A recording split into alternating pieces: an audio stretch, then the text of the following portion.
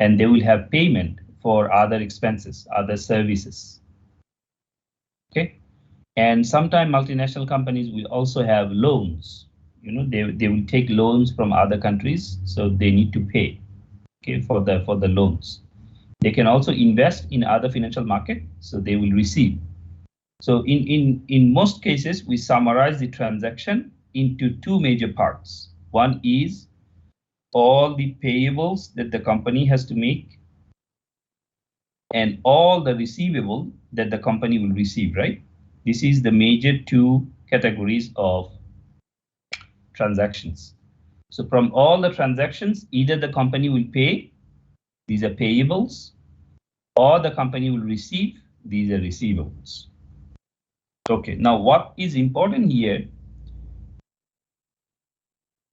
for any payment, as we know, in financial market or in rational real life scenario, we always want to pay less, right? If you want to buy something from outside, and if you want to pay for it, you always want to pay less. But if due to currency volatility, if the currency rate goes up or goes down, you know, I'll give you example later. If the currency rate goes up or goes down, you may have to pay more. Okay, if you have to pay more, that's a huge amount of exposure for you. Okay, this is called payable exposure. Exposure is kind of risk. Exposure is defined as risk. So what is the risk here? The risk is due to currency rate change, there might be a possibility that company has to pay higher than expected. So company wants to pay less, but due to currency rate change, they may have to pay higher. That's the exposure, that's a risk. And our job is to identify this risk and manage it. In this chapter, we'll show you how to do it. For receivable also, our expectation is that our receivable is going to go up higher, right? But due to currency rate change, our receivables may go down. Okay, from some currency or from some country, receivables may go down. So this is an exposure, right? This is a risk. This is the uncertainty that due to currency rate change, our receivable may go down, our payable may go up. That's why we need to measure it, we need to manage it. This chapter is about managing transaction exposure. There are two other exposure I'll tell you in a short while. So our main objective once again is to understand the exposure, measure it. We need to measure it because this is a financial figure. So exposure is a quantitative figure. We need to measure it, and then we need to use specific tool to manage it. Okay, our job is to reduce the risk, reduce the exposure. Okay, so this is a highlight that I show in every chapter. So this is the multinational company value model, where expected cash flows are multiplied by expected exchange rate or currency rate divided by 1 plus k to the power t. This is the basic valuation model. Basic valuation model. So how this exposure is going to affect you? The transaction exposure generally affects your cash flow. So your receivable will be lower, your payable will be higher, meaning that your cash flow will be affected. Why the cash flow is affected? Because the exchange rate is volatile. So both exchange rate and foreign currency cash flows will be affected. Therefore, your value, this cash flow and exchange rate multiplication will influence your value. So if you receive less and if you pay more, then obviously your value will go down because your cash flow will be lower. So as a multinational company, you need to identify the exposure, you need to measure it and manage it. What is the meaning of exposure? What do we mean by exposure? You know, in basic term, exposure is risk, is uncertainty. But you know, in finance, we sometimes use some terminology that many people don't understand. You know, we try to make things difficult for other people. Don't mind, don't take it otherwise. You know, I believe that there are there are these kind of words, jargons, they call it jargons, available in kind of like in all subject areas, So there are similar synonyms available, easier word available, but sometimes we try to use difficult words. Those are very, sometimes not very easy for other people to understand. So exposure is a similar word. Exposure generally represents a percentage of risk or uncertainty. So foreign exchange exposure or foreign currency exposure is a measure of potential. You see, potential. Potential means it may happen, may not happen. So that's a risk, right? It's a chance. Potential, it's a chance for a firm's profitability, net cash flow, and market value to change. Change means both way. It can be positive, can be negative, right? The reason why it is a risk, you might be thinking that if the profitability goes up, why it is a risk? Because you do not know. It's a potential. Remember, we are saying it's a potential. So it may go up, it may not go up. Okay, it may go down. So that's why this change is directionless. The change is directionless. It can go up or can go down. And there is a potential for it. That means it may happen, may not happen, because of a change in exchange rate. So again, the change here, change in exchange rate, it is directionless. It can be positive, can be negative. So positive exchange rate might be troublesome for some reason. Negative exchange rate can also be troublesome. Now, this change in finance, we don't actually call it change. I think you know the appropriate language already. For currency rate change, positive we call appreciation, and for negative we call depreciation, right? So when the currency rate appreciate, there might be some problem, some cash flow might be affected. When the currency rate depreciate, there might be some problem. Okay, so altogether, it's about change, it's about plus and minuses, which we are not sure, because the currency rate in the future, if it is not fixed currency, the currency rate based on floating exchange rate, remember, floating exchange rate, currency rate can go up or can go down. So if the currency rate goes up or goes down, and you do not know exactly how much it will go up, how much it will go down, it may create some problem for your cash flow, for multinational company cash flow. Our responsibility is to understand this exposure, measure it, and manage it. What are the types of exposure? This is where the discussion becomes a little bit lengthy, but I'll try to keep it simple. The types of exposure, there are three major types of exposure. First one is transaction exposure that we are talking about. This is the uncertainty. Once again, remember, it's a risk. So this is the uncertainty that a firm may receive less from an export and may have to pay high for an import transaction. So just now I told you that you have exported to another country and you will have receivable. From export, we have receivable, right? And for import, we have payable. So when you have exported to another country, let's say Brunei export to Malaysia, okay? And Brunei is expecting receivable from the Malaysian counterparty, Malaysian client. So what if due to currency rate change,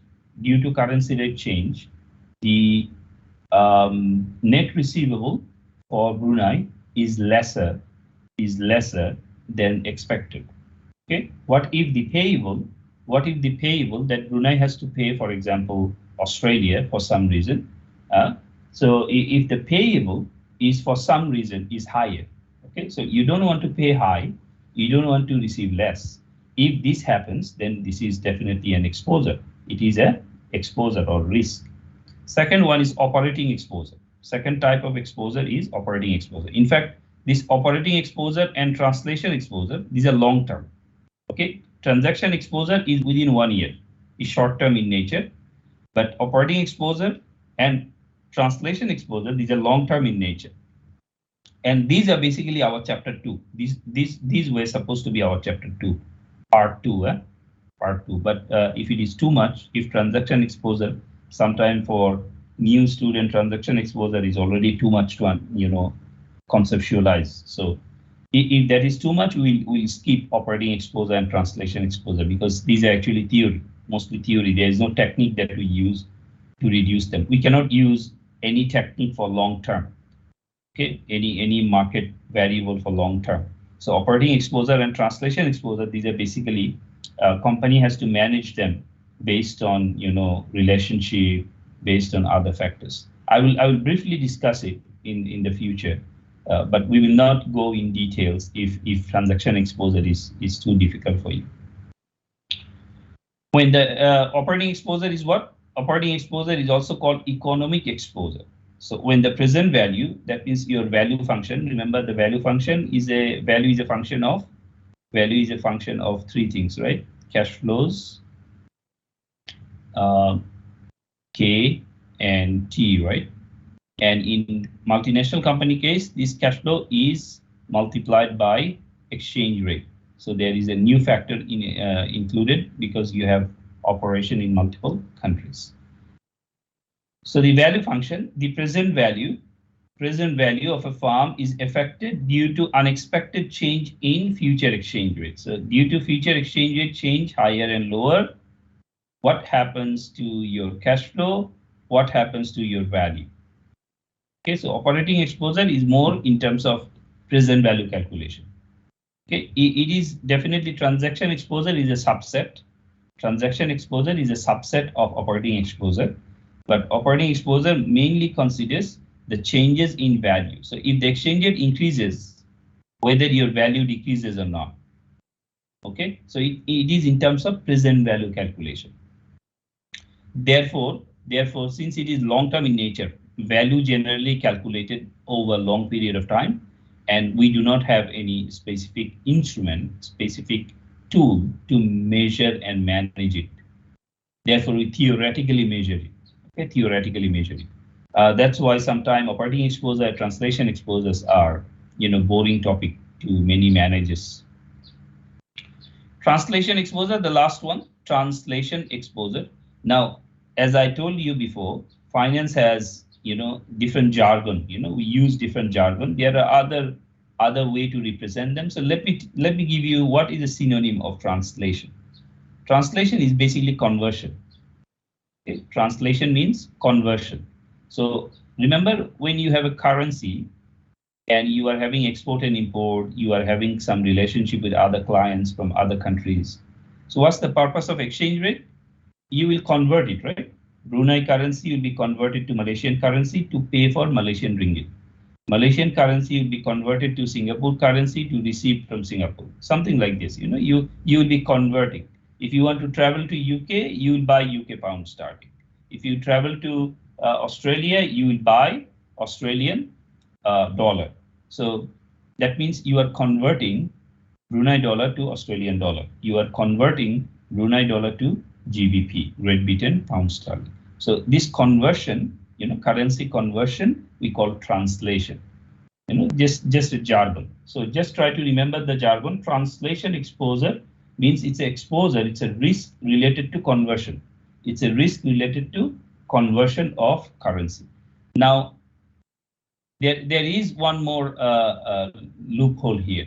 Now, translation sometime for multinational company or for currency, translation sometimes represents also other things. For example, in this case, translation can be conversion of cash flow from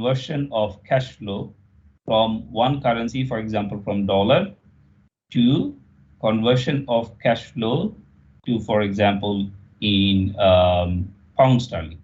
Okay, so you are going to convert your dollar cash flow to cash flow in pound sterling or in euro. Okay, so it's a currency conversion, it's a cash flow conversion from one currency to another currency. And if the currency value changes, this conversion will create problem. Therefore, we call it translation exposure. This is the uncertainty that the amount expected after the consolidation. Consolidation means that when you transfer, consolidation means when you transfer your cash flow from a foreign subsidiary to your mother company. Okay, so multinational company will have operation in many countries, from all the countries they receive and they pay. So there has to be a consolidation done.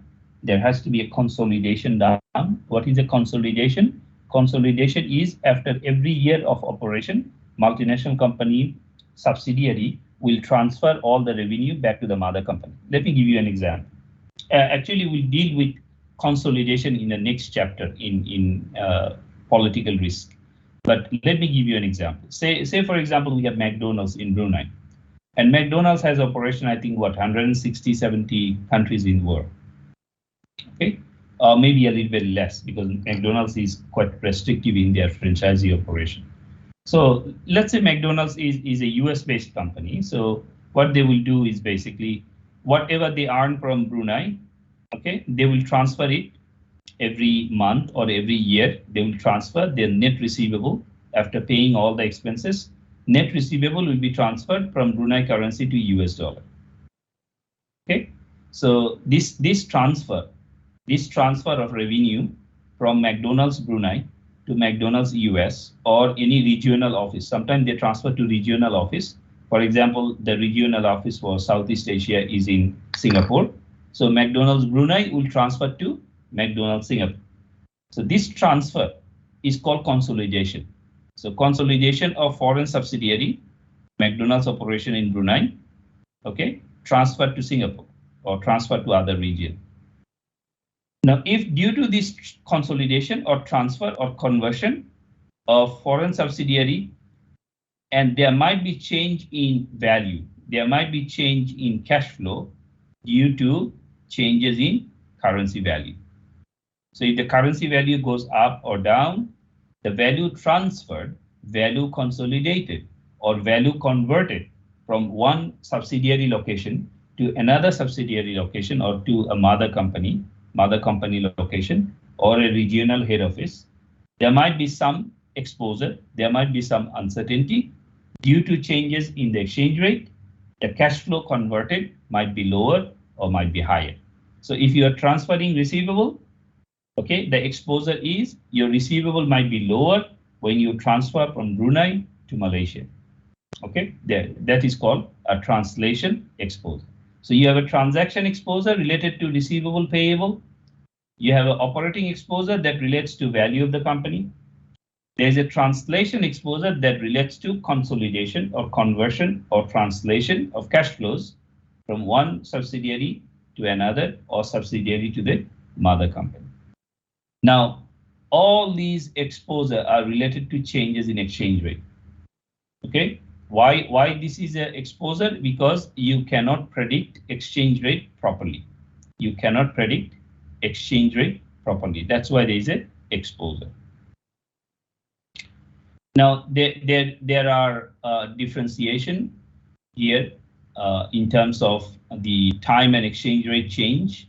Okay, time and exchange rate change. What happens over the time? A transaction exposure generally coming up from differences in accounting principles and others, receivables and payables. The impact of settling outstanding obligations in terms of payables and receivables entered into before change in exchange rates, but to be settled after change in exchange rate. Okay, now let me explain this to you.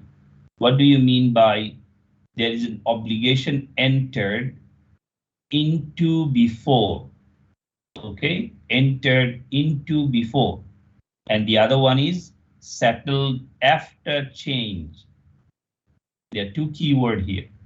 Okay, entered into before and settled after change. Let me explain this to you. First one, entered into before means, remember, all export and import transactions, you need to have this contract a little bit earlier, right? For example, you want to export some goods to Australia.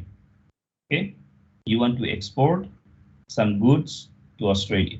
So the Australians will not necessarily pay you instantly, right?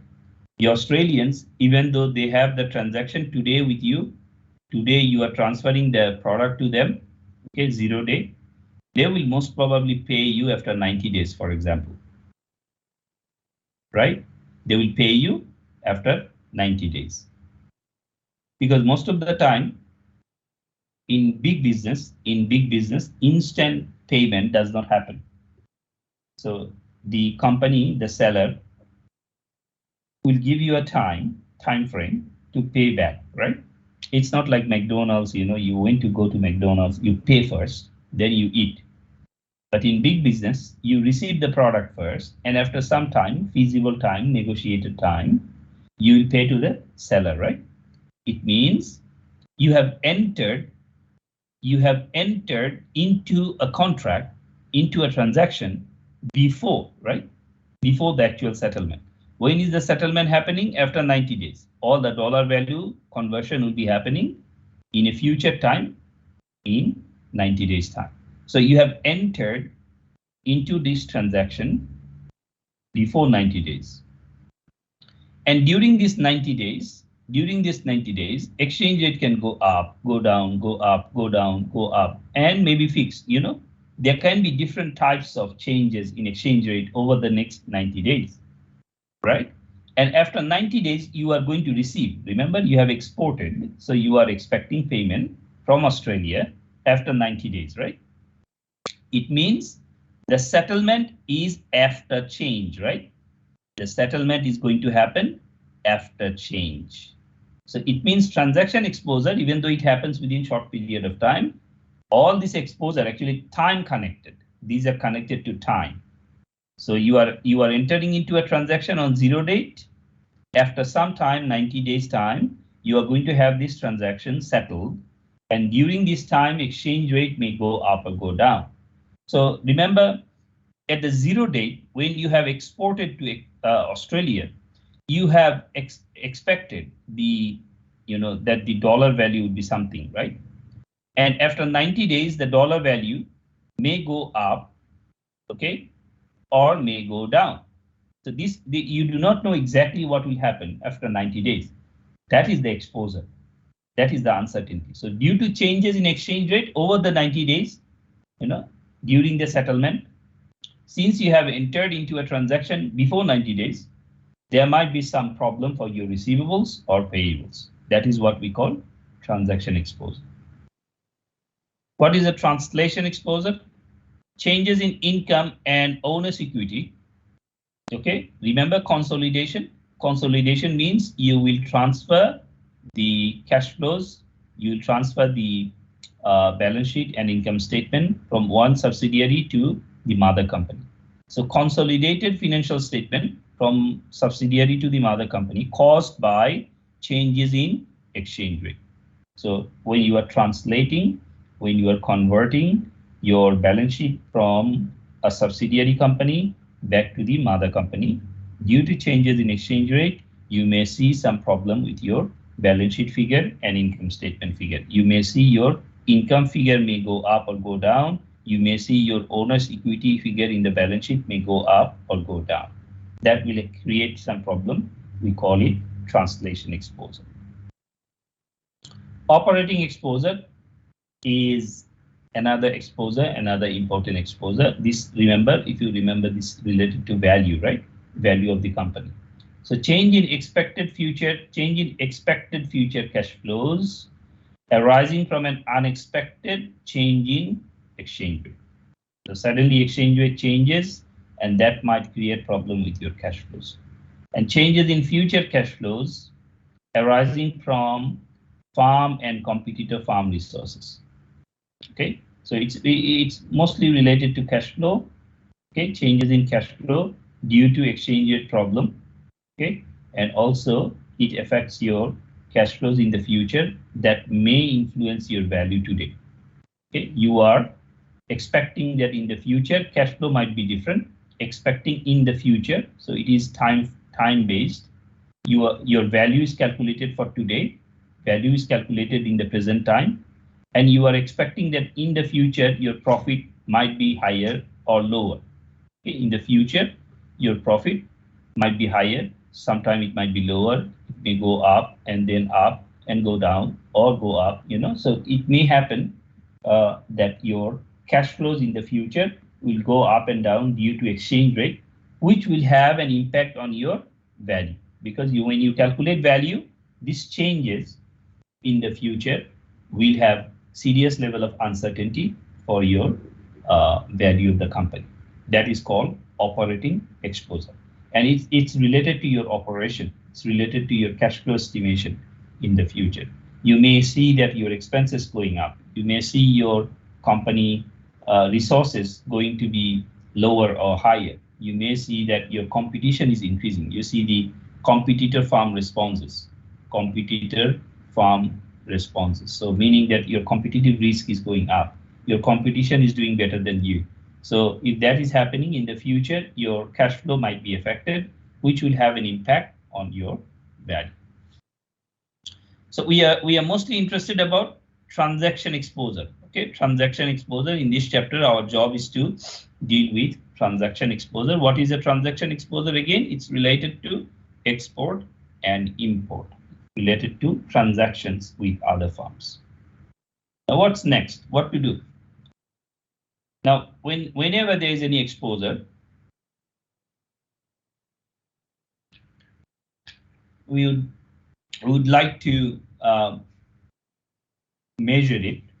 Okay, we understand what kind of exposure it is, first step, and then we try to measure the exposure. Okay, and then we try to hedge. You know, hedge is protection. We try to protect ourselves from the exposure, right? We try to manage it. We try to hedge, or you may remain unhedged. Okay, if you think that we don't need to hedge, okay, you can remain unhedged. So what is a hedge? Hedge means it is a protection. You are using a tool. You are using a tool to manage your exposure. Call it hedge. Hedging means protection, protecting your cash flows, protecting your company from the changes of exchange rates. Okay. Now hedging is expensive. Hedging, you need to pay additional cost for hedging because hedging is a tool, right? It is a tool or instrument that we use using the derivative market in order to protect ourselves. So some of our knowledge on derivative market will come into effect now. We'll give you some explanation on that. So hedging will help us to protect ourselves from exposure. Okay. If we are hedging, what are the tools available? What are the costs available, right? If we are hedging, how do we hedge? Okay, how do we measure and how do we explain? Okay. Why to hedge exposure? First of all, let us know what's the benefit of hedging. M&E, multinational enterprises, cash flows are sensitive to changes in exchange rate. Your cash flow may change if you have international investment or loans due to changes in interest rate. And also commodity price. If the commodity price is going up or going down, you may have problem with your cash flow. For example, McDonald's goes to commodity market and they purchase 1,000 tons of meat. Okay, McDonald's need a lot of meat, right? Double cheeseburger. So for that, you need a lot of beef. You need a lot of chicken. Okay, so they don't buy in kilos. You know, they don't buy half kilo of chicken or 10 kilo of beef. You know, they buy in tons. So let's say they are buying 1,000 tons at a time, and this is a massive volume, right? And then they will distribute it to different parts of the world. This is a massive volume, 1,000 tons, and suddenly 1,000 tons of meat going out of the market. This will increase or decrease the value of meat. And if this 1,000 tons would be what, in $1 billion, possibly in $1 billion of transaction. And if this 1,000 tons, they are not buying from US, this is a US company, they are not buying it from US, they are buying it from, for example, India or China, or for example, Pakistan or Kazakhstan, you know, they are buying meat from, for example, Brazil, you know. So if they're buying this meat from other countries, if the currency rate with that country changes, the value of this meat will change, right? The meat would be expensive if the currency rate changes, right? So if the meat is expensive, then the burger will be expensive. Customer will be affected. So the changes in exchange rate in Brazil is affecting a customer eating double cheeseburger in Brunei. That's what is the beauty of multinational company. And that is the beauty of understanding currency exposure. Let me give you an example again. Remember the gas crisis now in the Europe. What is the gas crisis? Gas crisis is that Russia generally supply gas to Europe. So Gazprom is the largest company in Russia, in fact, the largest gas companies in the world. Gazprom supplies gas to Europe, and during winter, especially, in fact, during the whole year, Europe needs a lot of natural gas. It's in order to heat their houses, to run the heaters. And this is the least expensive way, but it causes a lot of CO2 emission that they are currently talking about in COP26 in Glasgow. It's happening from yesterday, I think. It's the climate change climate forum, the global climate forum. So Russia is basically supplying this gas to Europe. And due to some reason, political reason, could be financial reason, Russia has possibly decreased the supply or controlling the supply, which is creating a lot of problem in European side. So now the European companies, lot of UK companies already went bankrupt because of this gas crisis or gas supply shortage. Because if Russia stopped supplying gas to Europe, then the gas prices in the UK or in Europe is going to go high. I had an estimate recently sent by one of my friends that gas price in the UK already went up by 36%, which may go up to 300 to 400% in a very short period of time during winter. So it's very cold, and then you don't have heater in the house. That's really, really scary. So if that is the thing happening, then obviously gas prices are going to go high, and these higher gas prices are going to affect houses. These are going to affect commodity prices because gas is used to produce a lot of products, in kitchens, especially. In kitchen, they use gas to produce things. In chemical factories, they use gas. So entire European production is depending on only one country's gas supply. That's Russia. Good thing is that other countries are now coming up. They are supplying gas to Europe too, but they don't have supply and they don't have convenience of supplying like Russia does. They call it Nord Stream. Russia currently supply gas through Nord Stream 1. Russia has built another Nord Stream 2, but it's still waiting for approval. I think UK has already anticipated this problem, so they have a movie. I forgot the movie name.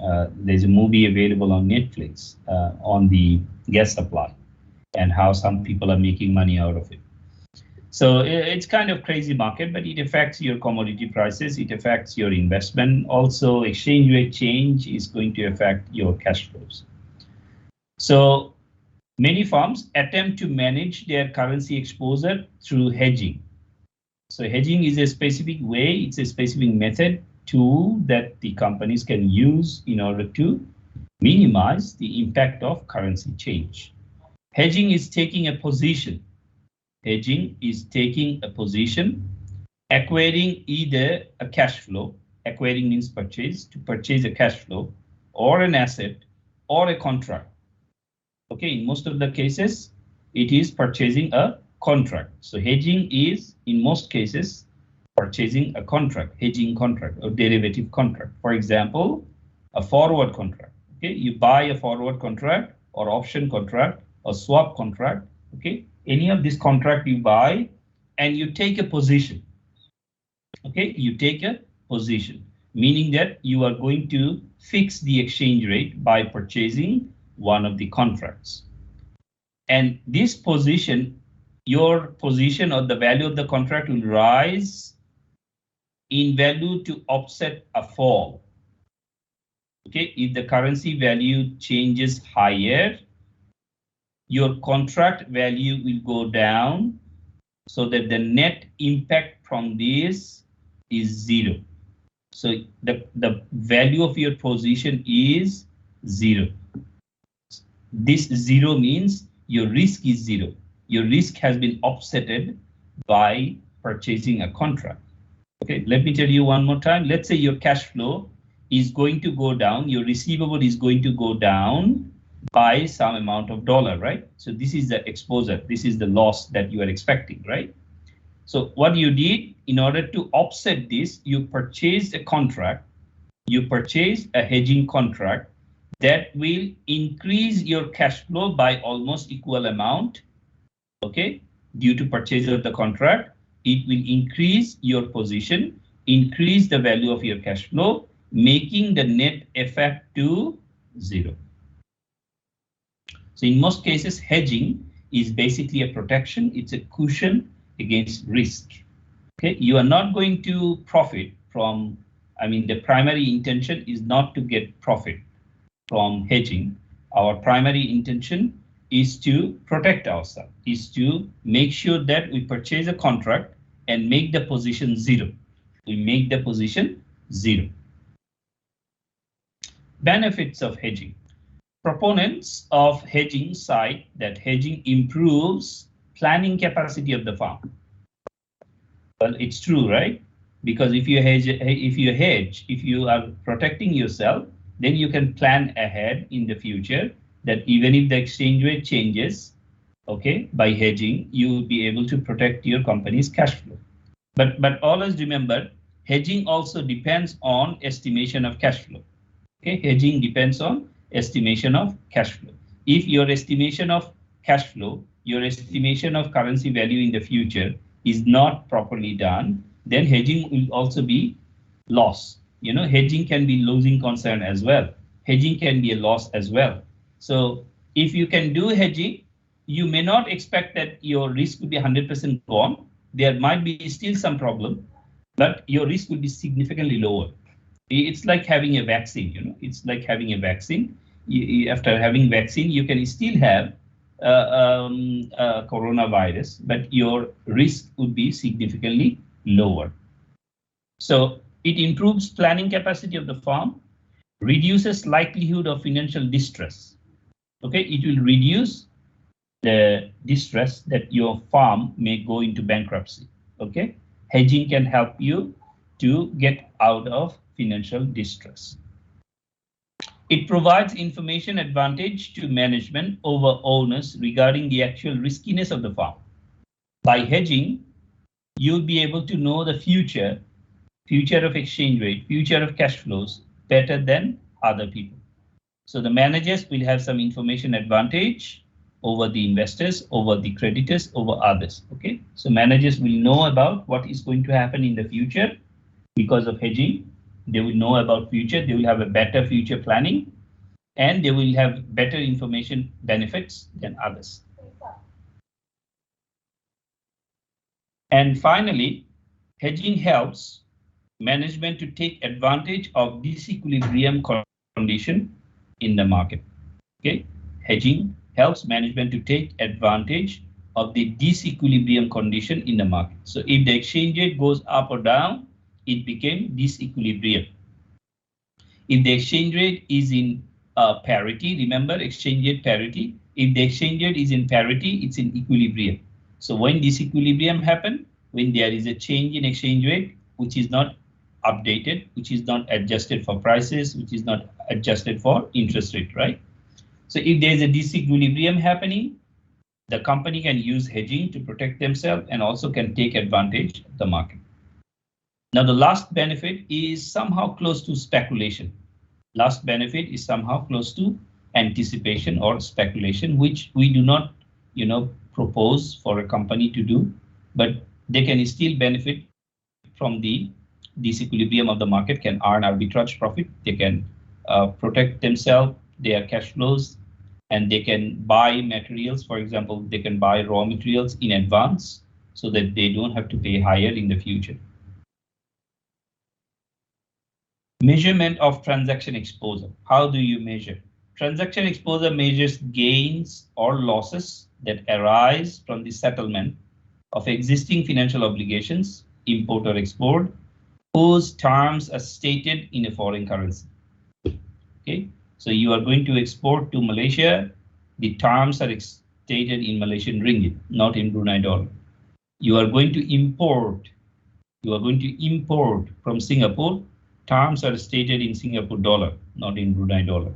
You are going to export to Australia. The terms and condition will be stated in Australian dollar, not in Brunei dollar. Okay, so there might be opposite currency statement involved. Therefore, there are transaction exposure. If the currency value changes, there might be problem for you. A common example: purchasing or selling on credit. Okay, where prices are contracted in foreign currency. For example, you are selling furniture in USD. Okay, United States dollars. Selling furniture. Selling furniture means it's a receivable. It's an export to USD. So you are going to receive your money in USD. Also, you have payment or receipts of interest. Let's say you have invested in another country and you are going to receive interest on foreign currency loans. Okay, foreign currency loans. For example, a Bruneian company takes a loan from Malaysia. Their interest payment will be in Malaysian ringgit, not in Brunei dollar. Therefore, if the Malaysian ringgit value changes, it's going to be problematic for the Brunei farm to pay the loan interest rate, loan interest to the Malaysian bank.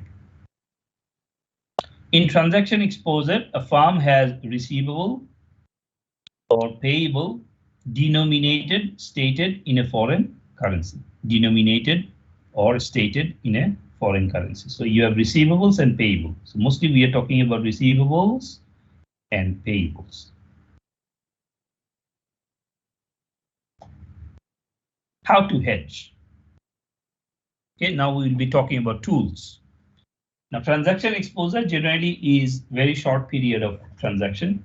It happens within 90 days or 180 days. Okay, when you are exporting, you are not going to give them 10 years time to pay back, right? So you are going to give them, for example, 2 months time or 1 month time. Okay, so you are exporting, for example, on 1st of November, you are giving them time that by the end of November or by the beginning of December, you pay me. Okay, so it happens within very short period of time and it generally is contractual. Foreign exchange transaction exposure can be managed by contractual, by contract. You can buy hedging contracts. Okay, and also you can manage it by operating methods, operating hedges they call it, and also financial hedge, operating hedge and financial hedge, contractual hedging, operating hedging, and financial hedging. So let's go one by one, see how it goes. First one is contractual hedging. Contractual hedges. Okay, it means that in order to hedge, you will buy a contract. You will buy a contract. What kind of contract you can buy? You can buy forward contract or a future contract. Forward and future, basically, one is customizable from a bank and another one is from the market. Future is in the market. Futures is a market. Futures market, they call it futures market. And the forward market is a private market. Is market with the bank. And so the bank will give you a forward rate and market will give you futures rate. So it is basically the same market. One is open to the public and the other one is open to private. Money market is a market where you take advantage of the market interest rate. So just remember interest rate for now. Money market is basically a short-term market, 3 months or 4 months or 6 months. Okay, remember money market and capital market. So money market is the short-term market, capital market is the long-term market, right? So money market is generally 3 to 6 months, and you will take advantage of the market interest rate. So just remember 2 things here. Money market is short-term, 3 to 6 months, and or maybe 1 year, maximum 1 year. It doesn't go up to 1 year actually. So 3 to 6 months or 9 months. And then you take advantage of the interest rate in the market. So you will make use of the interest rate, you will invest or you'll borrow and try to reduce the hedging, try to reduce the risk exposure, transaction risk exposure. Last one is option market. We gave you some example of option market in the previous one of the previous chapters. Remember, the option market can have 2 types: call option and put option, right? If you still remember, no problem, we'll discuss a little bit today. Call option is the right to buy, if you remember, and put option is the right to sell. So if you're buying foreign currency, you'll go for call option. If you're selling foreign currency, okay, you are going for put option. Now, why you want to buy foreign currency? You are actually not dealing with foreign currency, right? You are dealing with receivables and payables. Okay, so if for example you are receiving from Australian dollar, what you will do? So let's go step by step. You are receiving Australian dollar, and why you are receiving? Because you have exported, right? So this Australian dollar will come to Brunei dollar. You will convert it to Brunei dollar, right? So in that case, what you are doing, you are basically selling Australian dollar. Sell Australian dollar. So this selling in order to sell at a higher, when you sell, you want to sell at a higher price, right? You want to sell at a higher price. When you are selling, okay, you will, in order to reduce your risk, you will buy a put option, because put option is a right to sell, right? Put option is a right to sell. So for receivables, we use put option. And on the other hand, call option is used for payables. Payables. For example, let's say you have to pay. You are paying to Malaysian ringgit, for example. You are paying Malaysian ringgit. Okay. Now, in order to pay Malaysian ringgit, you have Brunei dollar. You don't have Malaysian ringgit. What you have to do? You have to convert Brunei dollar to Malaysian ringgit, meaning that you have to buy Malaysian ringgit using Brunei dollar, right? So buying is a right to buy is call option. Right to buy is call option. Right to sell is put option. So buying is connected to payables and selling is connected to receivables. Okay, we'll discuss it in details when we are doing the tools. Okay, so what are the other, apart from contractual? Once again, in contractual, we have at least 3 or 4 contracts. We can also have swap contract. Okay, swap is basically long-term in nature, so we are not discussing swap in transaction exposure, but swap can also be used. But in most cases, in transaction exposure, they use forward contract, money market hedge, futures hedge, and option market hedge. Okay, or instead of using any hedge, they can remain unhedged. Okay, I'll show you later. What is operating and financial hedge? Operating and financial hedges employ the use of risk-sharing agreement, leads and lags in payment terms. They also can do swaps and other strategies. Okay, so swap is a strategy. Swap is not a tool per se. For example, swap is a contract. You can buy a contract. You can get into a contract with another company to swap your cash flow. Okay, but it's not a contract. So it's kind of like operating and financial hedge. And what you do in operating and financial hedge, you will try to have an agreement. You try to have an agreement in order to help yourself to reduce your risk. Now, what is a risk sharing agreement? In a risk sharing agreement, company can have an agreement with the foreign company in order to share the risk of currency value change. Okay, for example, due to receivable or payable, the value may go down, certain value of receivable may go down. So what company A does, company A is the seller and company B is the buyer. What can do? They can have an agreement between each other that if the currency value changes beyond certain limit, the loss will be shared by 2 companies. That is called risk sharing agreement. Second one is leads and lags. Leads means payment early. Lead means paying early, and lag means paying late. Okay, so if you remember, currency value changes over time, right? Currency value changes over time. So instead of waiting for the time, if you pay early, you can pay less. For example, if you receive early, you can receive more, or at least the stable amount. So if you can manage the time, lead and lag is about managing time. So if you can manage the time rather than waiting for next 90 days, rather than waiting for next 180 days, if you can receive the payment early, or you can delay the payment to cover up the period, cover up the bad period. So you'll be able to reduce a part of your currency exposure.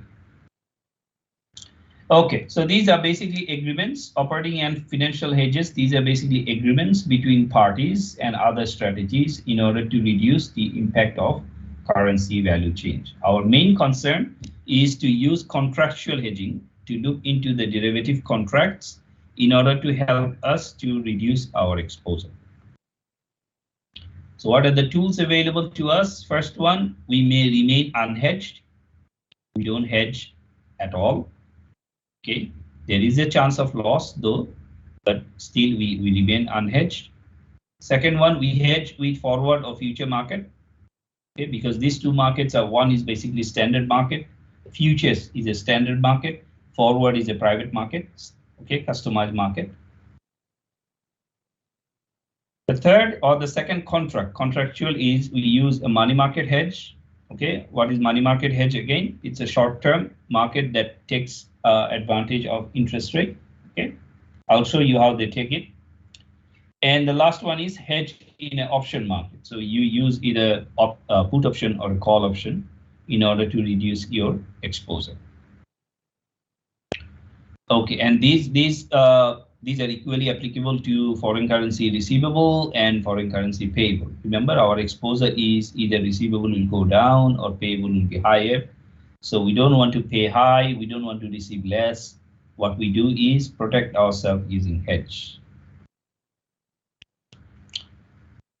Okay, it's already 9:36, so I think almost reaching 9:40. We should take a break before we move any further because it's already too much of information. So before we go into the real, because we only have few more slides. So how many slides? 1, 2, 3, 4, 5. But these are connected to our calculations. So we'll come back after break. Let's take 20 minutes break. We'll come back at 10 o'clock. And we will continue with the tools, the real application of these tools. So we have purchase contract, how to purchase, which contract to purchase, which one is more beneficial, which one is less beneficial. We will look into the theory first. We'll look into the stepwise first, and then we'll do a case. We'll do a small case study. I will do it I will show you in the class today how to use different contract. And then I will upload another example for you on Canvas. 2 examples I will upload for you. And if we are not doing chapter 2, part 2, what we will do is, remember we have a reserve class. The next class is political risk, and then we have a reserve class before we go for class test. We will do practice. In that class, we will do practice on these 2 chapters. These 2 chapters are full of calculations. This transaction exposure class and also political risk, next class, capital budgeting and political risk. That is also full of calculation. So we'll do some exercise in before the class, before the class test. Let me, since we have 2-3 minutes before we go into 9:40, let me show you the timeline again.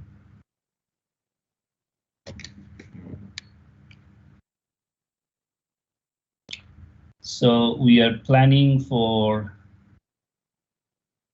if you can clearly see, we are currently with the foreign currency exposure. Okay, so in the next class, November 9, today is November 2, we are going to do political risk and capital budgeting. Okay, in that class also, we will give you theory first, and then we will do a big calculation. Okay, we'll do a case. And then you see revision week, reserved for revision. So before the class test would be November 23. Before online class test, we want to have a revision week. And this revision week will be mostly on the foreign currency transaction exposure, what we are doing today, and also political risk and capital budgeting, what we'll be doing in the next class. Because our class test 2 will be on these 2 topics. Our class test 2 will be on foreign currency transaction exposure and capital budgeting. So we'll have some revision week on November 16. Don't miss that class. We'll try to do a number of examples and try to see what are the gaps that we have in understanding. And then we'll move to online class test on November 23. Okay, so we'll take the break, 20 minutes. We'll come back at 10 o'clock.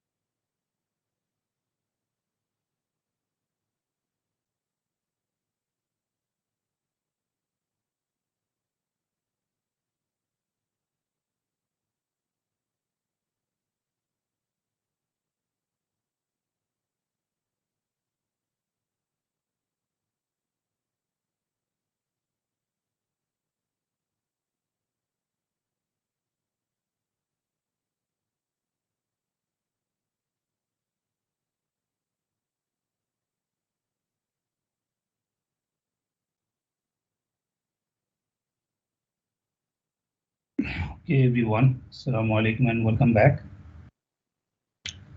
From this part onward, we will try to be a little bit critical. This part is sometimes a little bit complex for many people to understand. So don't be afraid. I'll go step by step. I'll go slow. We have almost 2 hours, so we can finish it. No problem. You might be thinking that what we are going to do, that it will take 2 hours to finish only 5 slides. Anyway, so let's start with hedging, contractual hedging using forward and future market. Let me open an Excel file so that I can give you some examples.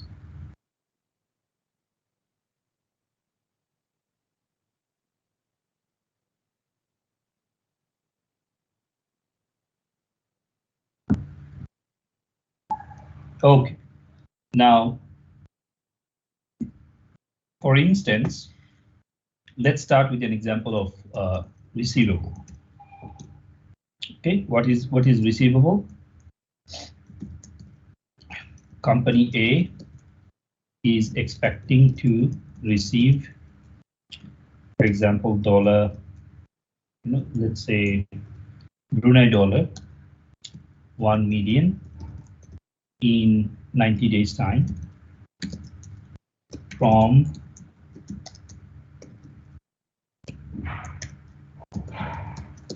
company B in Australia.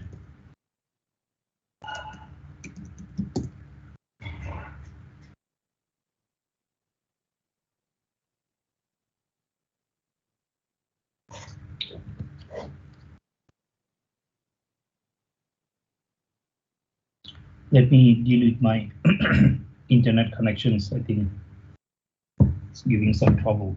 So let me take out all the devices from Wi-Fi. My Wi-Fi is supposed to be good, but anyway, let me know if you are having trouble listening to my voice. Okay, so company A is expecting to receive. I made a mistake here. So company A is in Brunei. Let's say, let me write it here. Company A is a Bruneian company. Company B is an Australian company. Okay, now the mistake that I made is when company A in Brunei expecting to receive, they will not receive in Brunei dollar, they will receive in Australian dollar. Okay, so they will be given in foreign currency. The contract will be done in foreign currency. So remember the entering and exiting.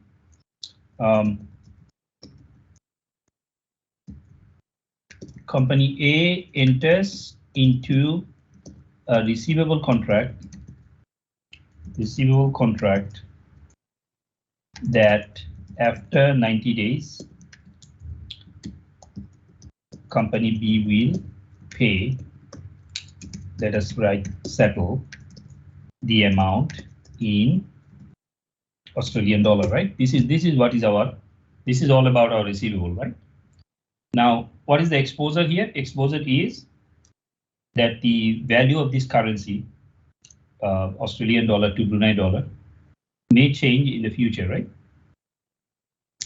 Say, for example, today, spot rate is Australian dollar 1 equals, for example, Brunei dollar 0.95. Okay, this is the spot rate. If this is the case, then in 90 days time, if spot rate prevails, if the spot rate does not change, right? Spot rate prevails, A will receive, how much they will receive? For 1 million, they will receive 950,000, right? They will receive 950,000. And this is in Brunei dollar. Okay. So be very careful. I have converted already. I have converted at 0.95.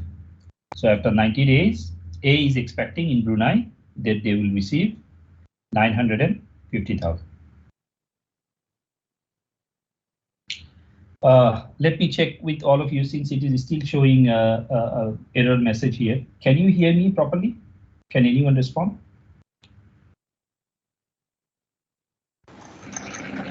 Yes, sir.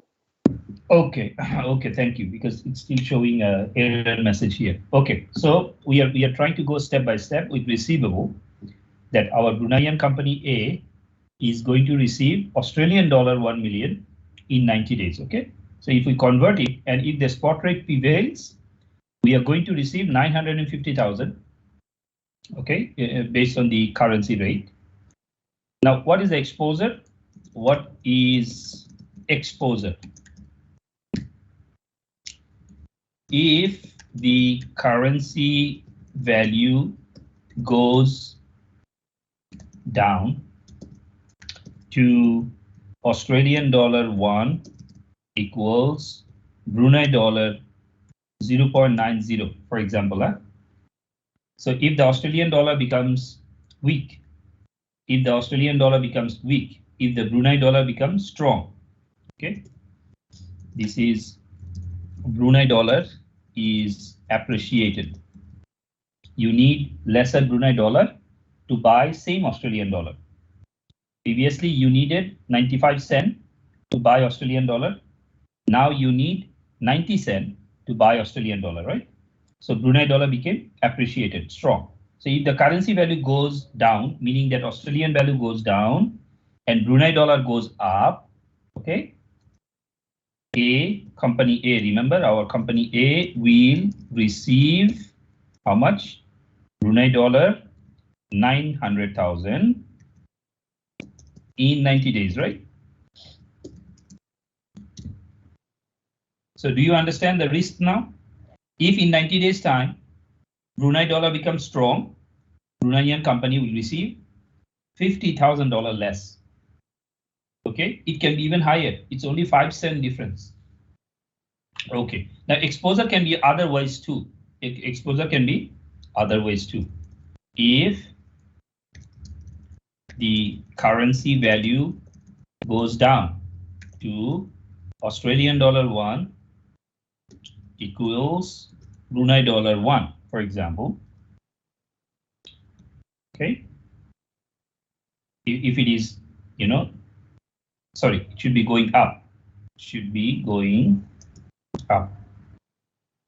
So if the value goes up, meaning that previously you needed 95 cents to buy Australian dollar 1, now you need $1, 1 Brunei dollar to buy 1 Australian dollar.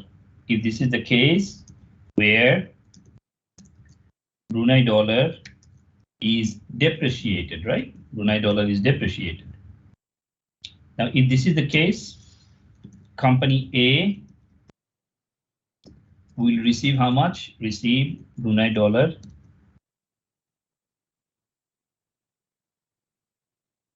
is it 1 million in 90 days. Okay. So if Brunei dollar depreciate, Brunei is beneficial. Brunei will get more money. They will get Brunei dollar 1 million. If Brunei dollar appreciates, they will get lesser money. Okay, so one thing we know for sure from here, this is a learning message for you. One thing we know for sure, if local currency appreciate, export will be less. Export will earn less. So if Brunei currency appreciate, your export revenue will drop. Okay, that's why you will see that many foreign currencies are depreciated intentionally because they are export-oriented country and they want to earn more and more foreign currency. Let me show you an example. Let me close it, then I'll show you an example.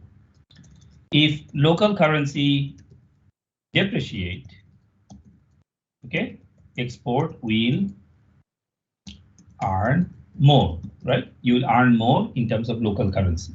So at the same time, if your export is earning more, your import will be expensive. Okay, it's just the two sides of the same coin. Remember, currency value is the two sides of the same coin. So if your export is going down because of the currency value is depreciating, you will have to pay higher. Now, instead of receiving, if we are receiving, right? Instead of receiving, or instead of considering that you are in Brunei, let's consider that you are in Australia.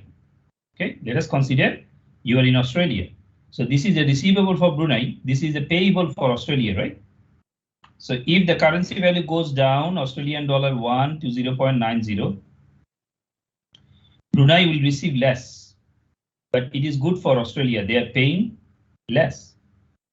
On the other hand, when Brunei is getting more, $1 million, is bad for Australia because they are paying high, right? So if the Brunei currency depreciated, Australian currency appreciate. Currency appreciation is bad for import. Currency appreciation is good for import, and currency depreciation is bad for import. Just opposite.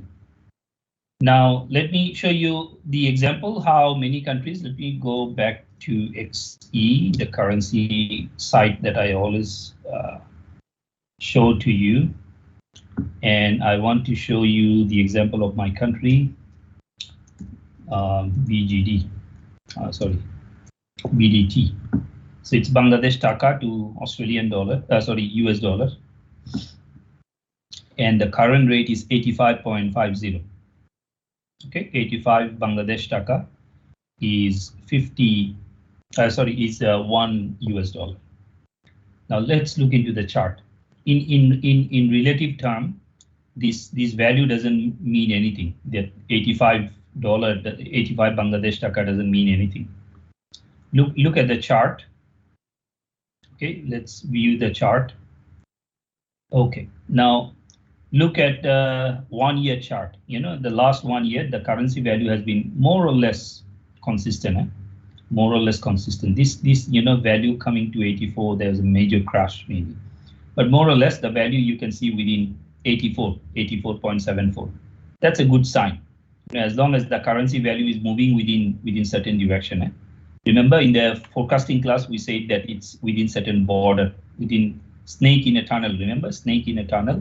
So it's like within certain small border. You can see this blue color shaded area. This is basically the border within which your currency value is going down and up. Now, currency value hasn't changed much. You see the lower value here is 84. That place is 84. The higher value is 85. So it's actually moving within the range of 1 Bangladesh Taka. Okay, 1.5 Bangladesh Taka. It's moving up and down for the last 1 year, which is quite okay. It's not like worse like Malaysia and others, So, but it's still at this moment, sometime in August 2021, the currency value started depreciating. Bangladesh Taka started depreciating. That means previously you needed 84 to buy $1. Now you need almost 85 to buy the same dollar. So Bangladesh Taka is depreciated. Now let me show you some more data, then I will explain how. Let's look at 2 years data. Okay, you see the graph is changing. Okay, and you'll see that every time in June, July, August, let's say June, July, August, okay, and there is a time in March, April, June, July, August, February, March, April, June, July, August. Let me see 5-year data. Okay, you see 5-year data, how Bangladesh Taka has depreciated from 78 to 85 in the last 5 years. 78 to 85, and most of these are intentional. Intentional because Bangladesh is an export-oriented country, and if the currency value is depreciated, they will receive more foreign currency. So it's not that Bangladesh economy value is going down, it's because Bangladesh is receiving more foreign currency in terms of remittance, in terms of, what do you call it, ready-made garments. Bangladesh is number 2 in the world. So basically whatever they export to outside, they receive foreign currency. That's why if their local currency is depreciated, they will receive more. But the trend is, you look at April, you look at August, okay? April, May, you look at September, August, September. Every time in April and August, September, you will see a jump. The reason is, during this time, basically, the foreign currency payments are made. Okay, during this time, let's say in September, there will be a payment. In May, there is a payment, foreign currency payment, half yearly payment. So if you divide the year into two, one part of the year finishes in June, right? And the other part of the year finishes in December, right? So foreign companies, when they're paying, they normally pay, they try to settle the payment by May for the June, and by September, October for December payments, right? So there will be some shift, there will be some changes during this time. So Bangladesh wants to receive more foreign currency. They will try to devaluate the currency during this time. One thing. Second thing is, if you look at why Bangladesh is devaluating currency, what currency is related here is Bangladesh export a lot of ready-made garments to Europe. Okay. Now, why September, October there is a jump? Every September or August there is a jump, because in order to prepare for, Bangladesh prepare a lot of warm clothing, jackets, jackets, sweaters, warm clothing. So they produce some of the best jackets in the world, and some of these factories are completely privately owned and silent. Nobody knows that they are producing there, but you should visit sometime. There's a place in Bandung, they produce this thing. In Bangladesh, you should go to Sri Lanka, where they produce ready-made garments. China is number one still, around 43% of the global export for ready-made garments. Second highest is Bangladesh, around 7%. Vietnam, you should go to Vietnam, is third highest, around 6%. So one of the reasons why in September there is a jump, because if you remember in Europe, Bangladesh exports to Europe for sweater. So Europe, the summer ends nearly in September, right? September. So October, November, basically winter starts. So when the winter starts, now already winter started in the UK, in Europe, right? So they have to buy sweater by August, September, okay, from Bangladesh. So they have to give order maybe in April. So that's why when they give order, during that time, currency value changes. And then when they are collecting or payment or settling the transaction in September, in order to buy the sweater to bring it to Europe, in September or August, October, during this time, currency value will change again. Because Bangladesh will receive at that time, they will try to intentionally reduce or depreciate the currency so that they can receive more value. So now you understand that why many relatively poor countries are depreciating their currency, because they are export oriented, and depreciating their currency will earn them more foreign currency. Okay, and if they earn more foreign currency in terms of local value, they consider that as a increasing income, increasing their income. If you look at the 10-year data, you see now the picture has completely changed, right? In November 11, almost kind of like 10 years ago, the currency value, Bangladesh currency value, went up to almost 82, 84, almost the same value, right? Now, after 10 years, the currency value is moving to the same direction, right? So why I'm showing you 10-year data is because in the middle, from November 11, okay, until December 2016-17, this time, Bangladesh economy grew very fast at a 10% or 11% rate. So when your economy is growing at a very fast rate, your import increases. Okay, people want to buy a lot of expensive product from outside. Okay, they rely on foreign products. They are sending their kids for education outside. During this time when your economy is growing very, very fast rate, you basically want to make your import less expensive. So in order to make your import less expensive, what you have to do, you have to appreciate your currency. So in order to appreciate, due to appreciation of Bangladesh taka became relatively stronger, okay?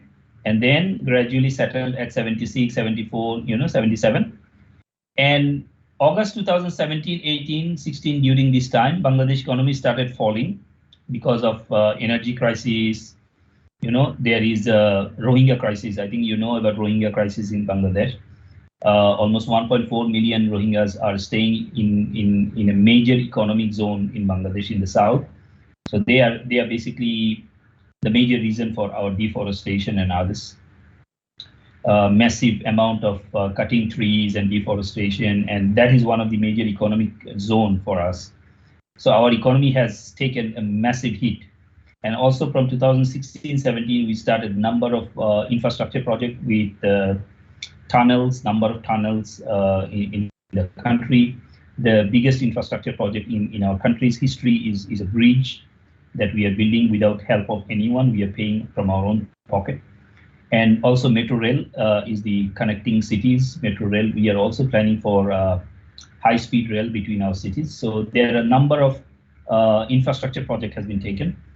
And also during this time, 2016-17, Bangladesh has invested a lot in electricity infrastructure for energy infrastructure. So we are now self-sufficient in terms of energy production. We don't have oil like Brunei. We don't have any natural resources. So whatever we do is basically from hydroelectricity and some renewable energy, solar panel and others. If you let me show you. So we are finished with this. We are finished with the currency value. Now you understand why currency value is going down and going up. Maybe in the future again, near future again, when the economy comes back after the pandemic, you'll see that Bangladesh currency again becoming strong. So because the currency is earning a lot of money, the Bangladesh economy is earning a lot of money. So there will be currency value will be stronger, and you will see that the graph is gradually going down. So let me show you the infrastructural changes. Let me do some marketing for my country also. Maybe in future you want to go there and invest. I don't know. This is a good country for investment, even though there are well, obviously some corruption going on. All the countries are corrupted anyway in different definitions, but okay. So somewhere here is Bangladesh, near to India and near to Burma, or what do you call it, Myanmar. So this part is affected. So here at the right side is Myanmar, and the left side is Bangladesh. So this Cox's Bazar is affected. This area is this entire area is basically wildlife sanctuary, and all of our forests and everything here. And this part is basically completely destroyed by the Rohingya invasion from Myanmar. See, this river was the channel used by the Rohingyas to come from Myanmar into Bangladesh. And what Bangladesh is trying to do, as I say, the infrastructure. Let me just show you one example. Yes. See, this is an island. Let me show you in terms of the map. Okay, Bangladesh is this is our port area. This is the south part. Is a port area basically. And let me just show you from yeah. You see all these black shaded areas here. At this side also you see all these black shaded areas. These are not houses. These are islands. Nobody lives there. Okay. There are two things here. One is a salt cultivation. Salt. They basically collect the salty water from the sea, and then cultivate salt. They collect salt from there. The other thing is happening in these islands is basically all solar panel. These are all connected by solar panels. You see the entire area is covered. The southwest area. The entire southwest area is covered by solar panels. So they are trying to transform also the southeastern part near the border of Myanmar. They are also connecting this entire hilly area. This is the entire hilly area at the right side. They are trying to cover it with solar panels. And I heard that there is a company coming from Netherlands. They are going to also take cover of some of these islands, newly developed islands. These are not man-made. These are natural islands, and they are going to cover all these islands with solar panels. Currently, I think you have heard the news of Basanchor. This is the area where we are accommodating some of the Rohingyas. It's a big accommodation plan, one of the best refugee accommodation plan in the world. So it's managed by our Navy, and one of the foreign companies targeting to convert these islands into with solar panels. So what we are trying to do is with the COP26, our target is that we will completely change, the energy infrastructure into renewables, hydroelectrics and other. We also have lakes and rivers that we are using to produce hydroelectricity so that we can reduce our reliance on fossil fuel. Okay, so let's come back to currency again. Now you know that currency appreciation is good for your import and currency depreciation is good for your export. That with this we go back to the PowerPoint. Now in the PowerPoint we are talking about forward contract and future contract first. Remember contractual hedging, right? So what is a forward hedge? A forward hedge involves a forward or a future. Remember these are basically same thing. It's a contract, forward contract or future contract, and a source of funds to fulfill the contract. So generally it's a contract that will lock the price for future and will help you to reduce the exposure. In some situation, funds to fulfill the forward exchange contract are already available. These are not very important, and these are basically the explanation how you buy the contract and things like that. Let me give you the example how it works. Okay, now for example, let us take the scenario first one. Okay, first scenario. Let's look into this one. We are in Brunei, and we are going to receive 1 million Australian dollar in 90 days time. Okay, and we are expecting that the value will go down, right? Value will go down, Australian dollar will go down, and Brunei dollar will appreciate. It will be 0.9090 cent. And what is the impact of this? Let me take this copy, and paste it here. Now, what is the impact? Okay, we call it exposure. So value of exposure, potential loss of Brunei dollar 50,000, right? So because of expected currency value to be appreciated, Brunei dollar to be appreciated from 95 cent to 90 cent, we are expecting that within 90 days, Brunei currency, Brunei company A will lose $50,000. They will lose $50,000 in the 90 days time. If this is the case, then obviously you want to do something, right? You want to do something in order to reduce your loss, So what if company A, your company, can buy a forward contract that fixes, it will fix, forward contract will fix, that fixes the rate of Australian dollar 1 to Brunei dollar 0.95. Okay, for example, there is a contract, there is a forward contract. You can go to the bank and ask for a forward contract, and that forward contract will fix the rate. Okay, it will fix the rate of Australian dollar to 0.95 cent. Now, if you can buy that contract, it's not free. The contract is not free. Bank will charge commission, right? Bank will charge commission. Bank normally charges a percentage of the transaction, very small percentage, or they will charge a lump sum fee.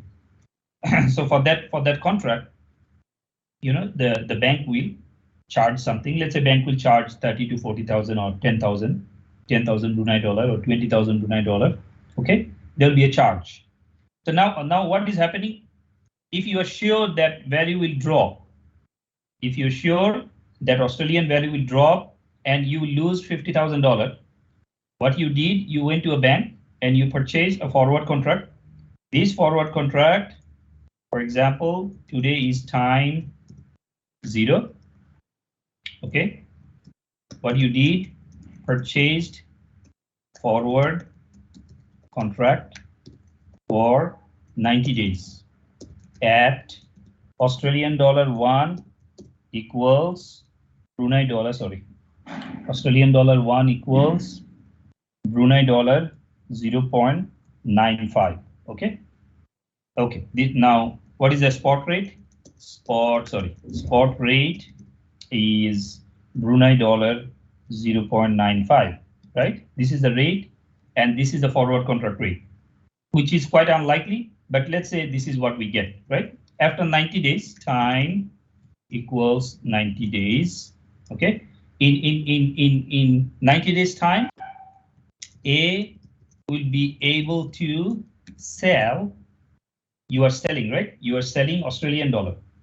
A will be able to sell Australian dollar at Brunei dollar 0.95 by the contract, right? By the forward contract plus bank fee. Okay, plus bank fee. Now, A will execute, I think it's right, execute the transaction, the contract, if they see the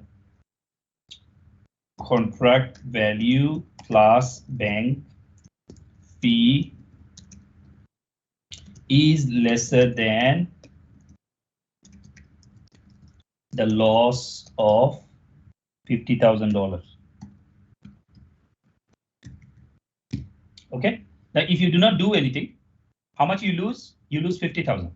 In 90 days time, currency value is going to go up to 0.90, and Brunei company is going to lose $50,000. Right. Now, if you do not do anything, but if you do purchase the forward contract, you'll be able to fix the rate, and the forward contract rate,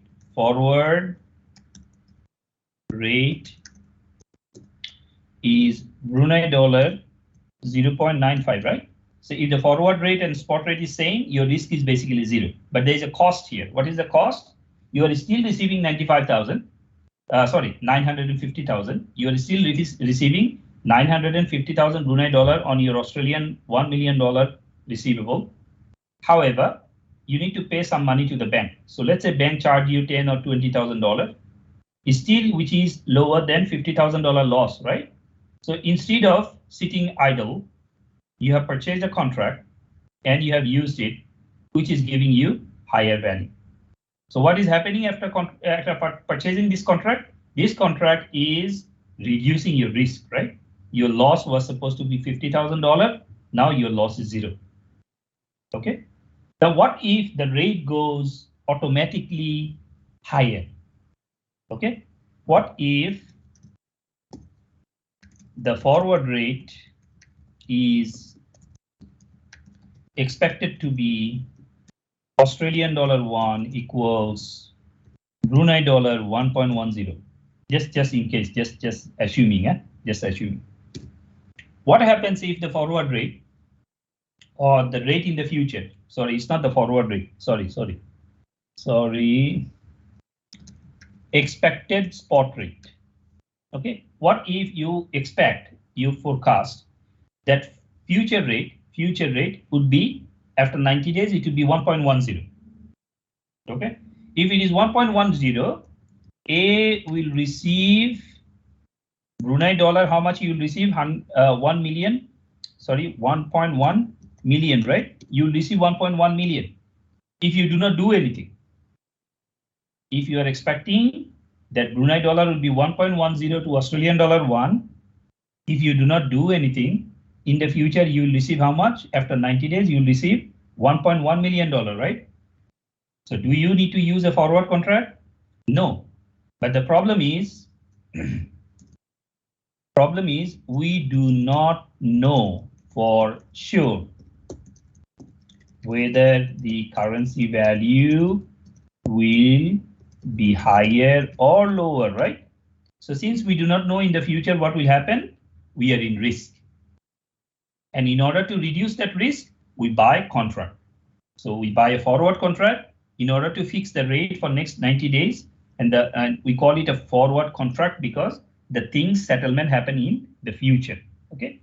The opposite to forward rate is a futures contract. The difference between these two is forward contract is available customized, You can customize it for your amount. Okay, talk to the bank, negotiate the rate. And the future contract is available in the market. So there is a market quotation system available for currency for Australian dollar and Brunei dollar. You have to look into the futures market rate available for Australian dollar and Brunei dollar. Okay, and you have to match your amount. You may not have an amount of $1 million. You cannot match. So if you cannot match, there might be a problem. And you need to have multiple contracts, okay, which is troublesome.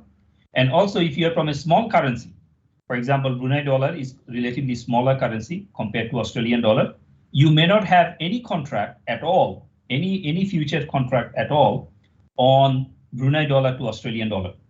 So it means you cannot hedge. Okay, so for a smaller currency, less frequent currency, smaller countries, the only way to go is with forward contract. Therefore, I think you heard that many of the international transactions of the Bruneians are done by Baiduri, because Baiduri is also connected to BNP Paribas, one of the international investment company. They are the one who issues the forward contract for Bruneian Bruneian international transactions. Okay, so let's go into it is done. Forward contract is done. We know about forward contract, how it works. We'll give you example later. Next one is money market hedge.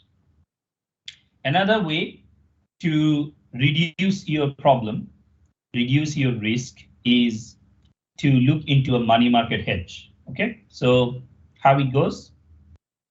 A money market hedge also involves a contract and a source of fund to fulfill the contract. Here, you need fund. That's very important. You need a fund to hedge. I'll show you how. In this instance, the contract is a loan agreement. So there are borrowings and lending. There are borrowings and lending involved in money market, in short-term market. Okay, so let me give you an example. You can read this explanation later. Let's give you an example how money market hedge works. And I will do the math later. Money market hedge. Okay, we take the same example, right? Time 0. Okay, our spot rate is Brunei dollar 0.95, right? And we are expecting that in time 90 days, the spot rate, okay, future spot would be the Brunei dollar 0.90. Okay, this is what is our expectation. And it is a receivable. So you are going to receive Australian dollar 1.0 million, right? So 1 million Australian dollar 1 million you're going to receive, right? Receive Australian dollar. Okay. So what you can do here in order to reduce your exposure? Okay, in order to reduce your exposure, what you can do? Just think critically. Think critically. Okay. Now, can we do something like this? Now, your receivable is in Australian dollar, right?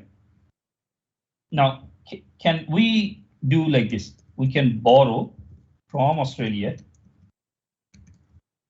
Okay, we can borrow from Australia for 90 days. Go to Australian bank and borrow from Australia. Okay, what do you do with this? You are borrowing today. Convert to Brunei. Okay, in spot rate. So spot rate you convert to Brunei.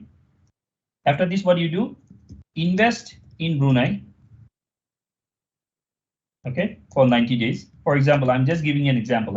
You are investing in Brunei for 90 days. Okay, after 90 days, convert with future spot rate and pay Australian loan. Okay, now when you are paying Australian loan, you are not only paying Australian loan with your Brunei dollar, you are receiving also Australian dollar, right? So basically your loan is in Australian dollar, your receivable is in Australian dollar. So the exposure for your company will be very less. Okay, so the settlement system is When you have a receivable from the currency, you can borrow from that currency, bring it to another currency, invest for a while. Whatever return you get for 90 days, return and your investment together, you convert it to Australian dollar and pay the loan. Okay, so money market hedge is basically, I'm just giving you an example. Money market hedge is a hedging technique, is a protection technique in order to hedge your receivables and payables by taking advantage of the money market, by taking advantage of the interest rate. So our main objective is invest and borrow, invest and borrow. But we need to know exactly, this may not be exactly the technique. We need to know which currency you should borrow, and we need to know which currency we invest. Now let me show you how it is done. First one, money market hedge payable. Okay, you need to, if possible, memorize this. If possible, memorize it. Otherwise, it is sometimes problematic for undergrad student. I will show you step by step, but if possible, memorize it. Okay, let me take the receivable one first. Just now we did receivable, right? So let me take the receivable one first. To find out the amount of dollar received from GBP 300,000. So you are receiving GBP 300,000. Your company is in US. Your company is in US dollar. Just remember, home currency is US dollar. Foreign currency is 300,000. And you are receiving in foreign currency 300,000. What do you do step by step? What do you do?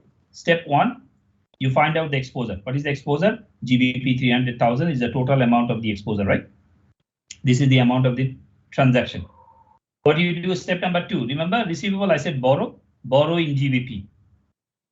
Okay, you borrow in GBP. Okay, so that you can pay the same currency after maturity. So if I take you to Excel file, is it? You'll borrow in Australian dollar so that you can pay in Australian dollar, right, from your receivable. Okay, if you can match the currency, your currency exposure already reduced to zero. So what do you do? Receivable in GBP, so you'll borrow in GBP so that you can match with your receivable later on. For how many days you will borrow? You'll borrow for the contract period, for the receivable period. Your receivable period is 180 days, which is 6 months.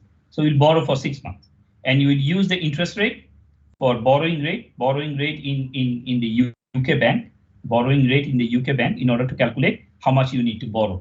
So this value comes up. This is what is you need to borrow, GBP 285714. How do you calculate it? The amount 300,000, right? Divided by 1 plus the borrowing rate, K for 6 months. Okay, if you divide it, present value, you can calculate present value, right? This is the present value. So present value today, this is time today, T0. So time today, you borrow GBP 2857. This GBP 285714 would be exactly equal to GBP 300,000 after 6 months. Okay, so if you can borrow this amount exactly after 6 months, your borrowing and your receivable would be same amount. So you can borrow from the market and pay the bank using the receivable that you are receiving. Now, when you have borrowed from UK bank, you cannot sit idle with that money, right? What you do, you invest in your currency. So convert to dollar, your currency is dollar. In our previous example, our currency was Brunei currency, so we'll convert to Brunei currency, right?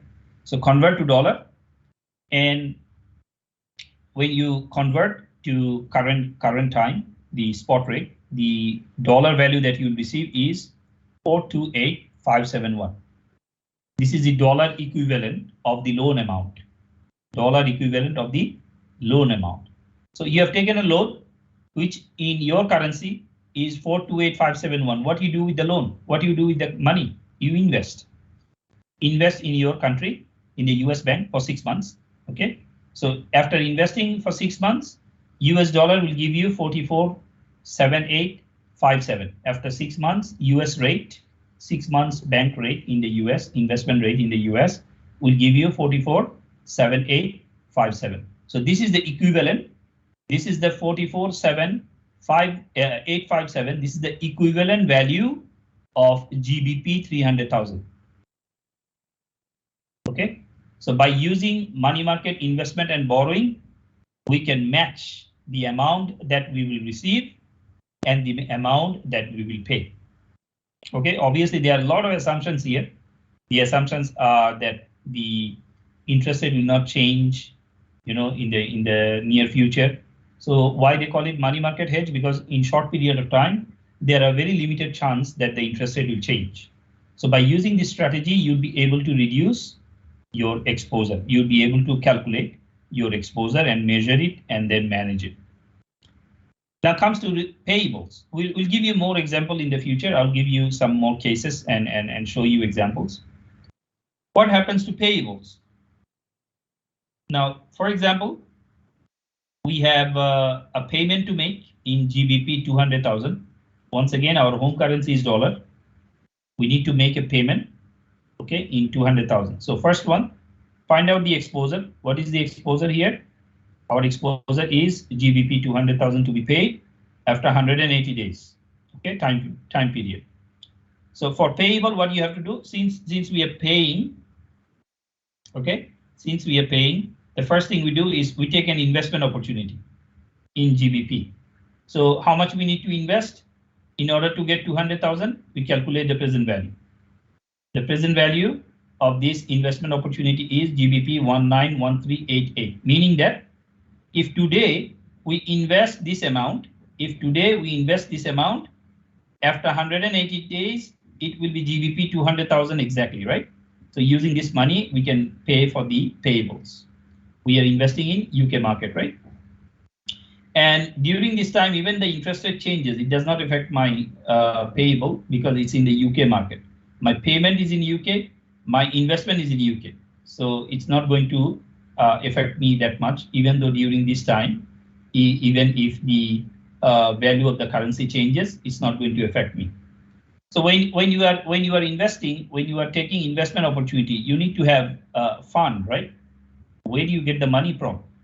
So you need to convert it to US dollar, which is equivalent to 287,082 in today's currency, right? That means you need to find out how much you need to pay. So if you have cash, if your company has cash to do this hedging, your company needs cash of 287,082. But as we say, that money market hedging is about to take loan and investment opportunity, right? So why to use my own money? Let's borrow. So we'll borrow from our currency, okay, and we will pay at maturity. So what is the amount that we have to borrow? We are actually borrowing 287,082, right? And how much we need to pay for this borrowing? After 180 days, we'll pay to the US bank 301,436. So what is our exposure actually in US dollar? Our exposure is 301,436. This is exactly equivalent to GBP $200,000 after 180 days of investment. So what we are doing basically, we are just playing with the money market rates, okay, to reduce our exposure. And we are investing in two different markets, investing and borrowing in two different markets in order to reduce our exposure. So the exposure that we have calculated in our own currency in US dollar is 301,436 for the payables of 200,000 GBP. And for the receivable, our exposure is 447,857 in our own currency for a receivable of 300,000 GBP. We can now compare this exposure, value of exposure, with other techniques and find out which one is more risky and which one is less risky. That means which one is more payable and which one is less receivable. Last one is option contract. There are two types of contracts available. A call option is to buy foreign currency, is for buying foreign currency. If you're buying foreign currency to pay for payables, you will go for call option. A put option is to sell foreign currency.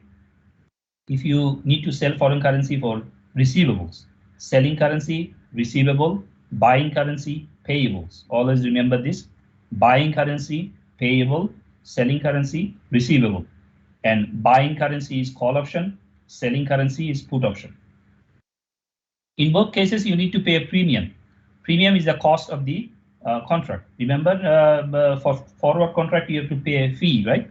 In money market contract also, there are lending and borrowing, right? There are costs involved. And also in Also in money market transaction, you have brokerage fee. You need to involve investment bank to do the transaction for you. You need to pay them. And in call option market, in put option market, you also have premium. They call it premium, like insurance premium, you know. So in call option and put option market, in order to buy the contract, you need to pay a fee. That fee is called premium, and this fee is fixed.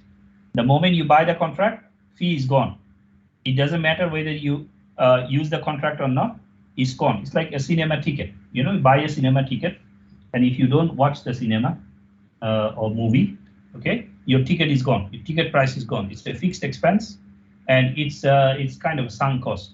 The moment you buy it, it's gone. Okay, the success of the option contract, the success of, in fact, any contract, but specifically the option contract, it's subject to estimated spot rate. Okay, so in the future, whether you will use the option contract or any other contract, honestly, especially not the money market rate that much, but forward contract, futures contract, the option contract, you know. So whether you use any contract in the future, okay, will depend on how accurate is your forecasting of the future spot rate. If your future exchange rate calculation is wrong, whatever contract you buy, you might be still losing. So first step is estimation of future spot rate. If you can do it accurately, you may not need to hedge at all. You may not need to hedge at all. Okay, our discussion is over, but I will give you two examples, three examples. First one, I leave this example for you. This is Ganara's transaction exposure. It's a case study, basically. So all the transaction explanations are here. You read it at your free time. Okay, it's very important. Read it at your free time. Now, what I will do is I will close this now, or I will minimize it because we may need these steps again. Let me erase this and make them ready so that we can use them. And I will show you with a case right now how to use actual example to calculate the exposure and manage the exposure. Okay, so let me minimize it and open it. I have not uploaded this example yet. I will upload with the solution and the example later on. Where is it? Okay. Where is it? This is in teaching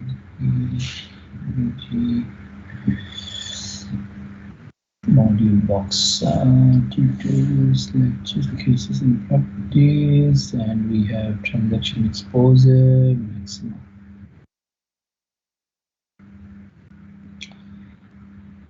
Okay, this is a case that I compiled some time ago, so I will upload it with the solution later on. Okay, let us read the case first. I hope you can still see the screen, and then I will show you the solution. Okay, let us read the case first. And in the test, you will expect a question like this, so be very careful. Huh? So let me kind of like draw with a highlighter, or maybe identify with the red color. Yeah. Maxima Incorporation is a mobile producer and exporter based in the US. So their home currency would be US dollar. A major portion of its sales revenue, okay, receivable, comes from Japan. So they are exporting to Japan and they receive revenue. Huh? So it's a receivable. First case is a receivable. The company also imports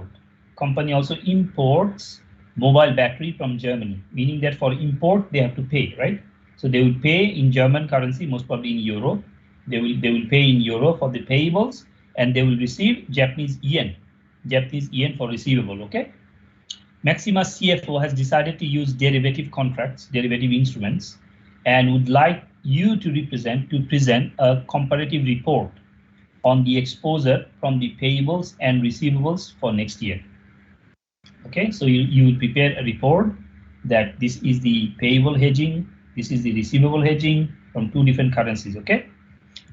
Now the information provided here, table 1 shows information on payables and receivables, forward and spot rate.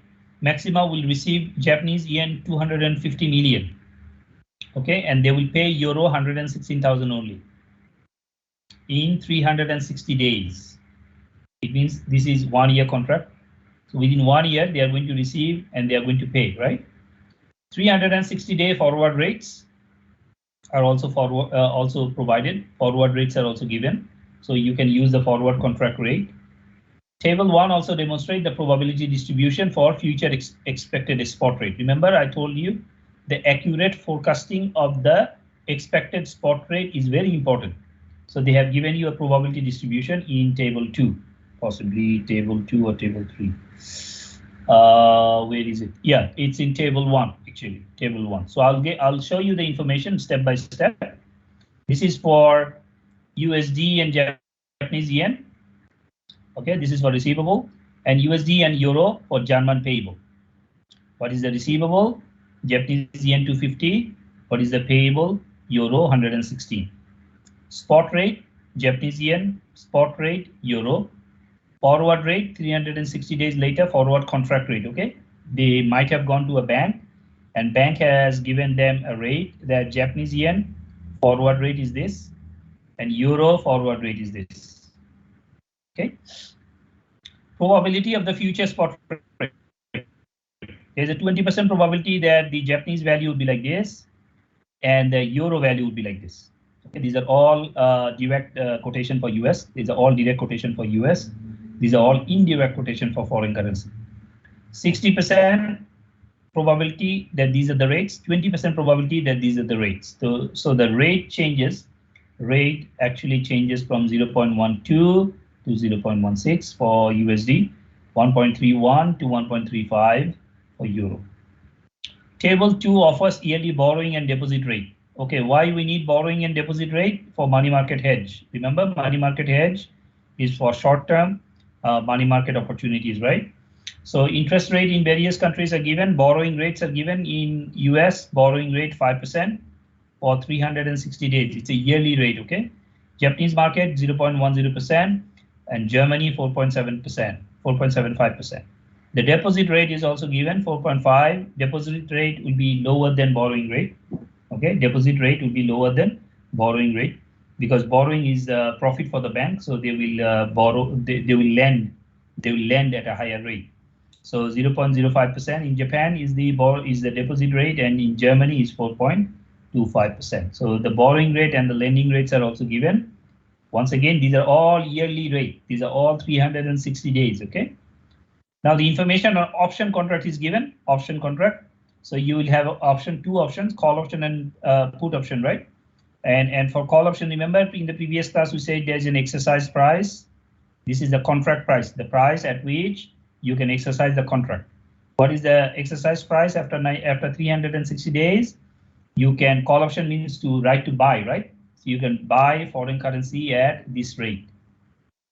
Okay, this is the contract rate. Also, you can buy foreign currency, euro, at this rate if you are buying, yeah, exercise price for call option. And premium is also given. Premium is the fixed expense. Remember, call option premium and put option premiums are given. Call option premium for two currencies are given. Put option exercise price is the right to sell. So if you are selling foreign currency, you can sell at this rate for Japanese yen, and you can sell euro at this rate. Now, Japanese yen is our receivable, so we will use put option for Japanese yen. Okay, we'll use put option for Japanese yen, and euro is our payable. So for payable, we need to buy foreign currency, and to buy foreign currency, we'll use the call option. Okay, call option is the right to buy. So euro, call option, Japanese yen, put option. Okay, so what is required? Prepare a report for Maxima Incorporation that analyzes the viability of using hedging techniques for hedging receivables and payables. Your report to the management should compare among prospects of the forward contract, money market, and option contract. With that, from remaining unhedged. You also have to show whether it is beneficial for the company to be unhedged, to remain unhedged. That means you don't use any hedging contract. Your recommendation should be supported with relevant calculations. Okay, so let me erase everything and I will show you now how it is done. Okay, and then we will upload more questions for you. And then in the practice class, in the reserve class, we will do the practices and solutions. Okay, I have done the solution already, so I'll show you how it is done. And then we will continue with more examples. And one thing, remember always, derivative market or hedging market is already complex, right? Many of these issues are first time for you, and these are really complex to understand, you know. So my suggestion to you, follow the format. Okay, do not innovate anything. Sometimes I say it like this: in the exam hall for hedging class, especially for hedging class, for hedging exam. Okay, in the exam hall, be a stupid.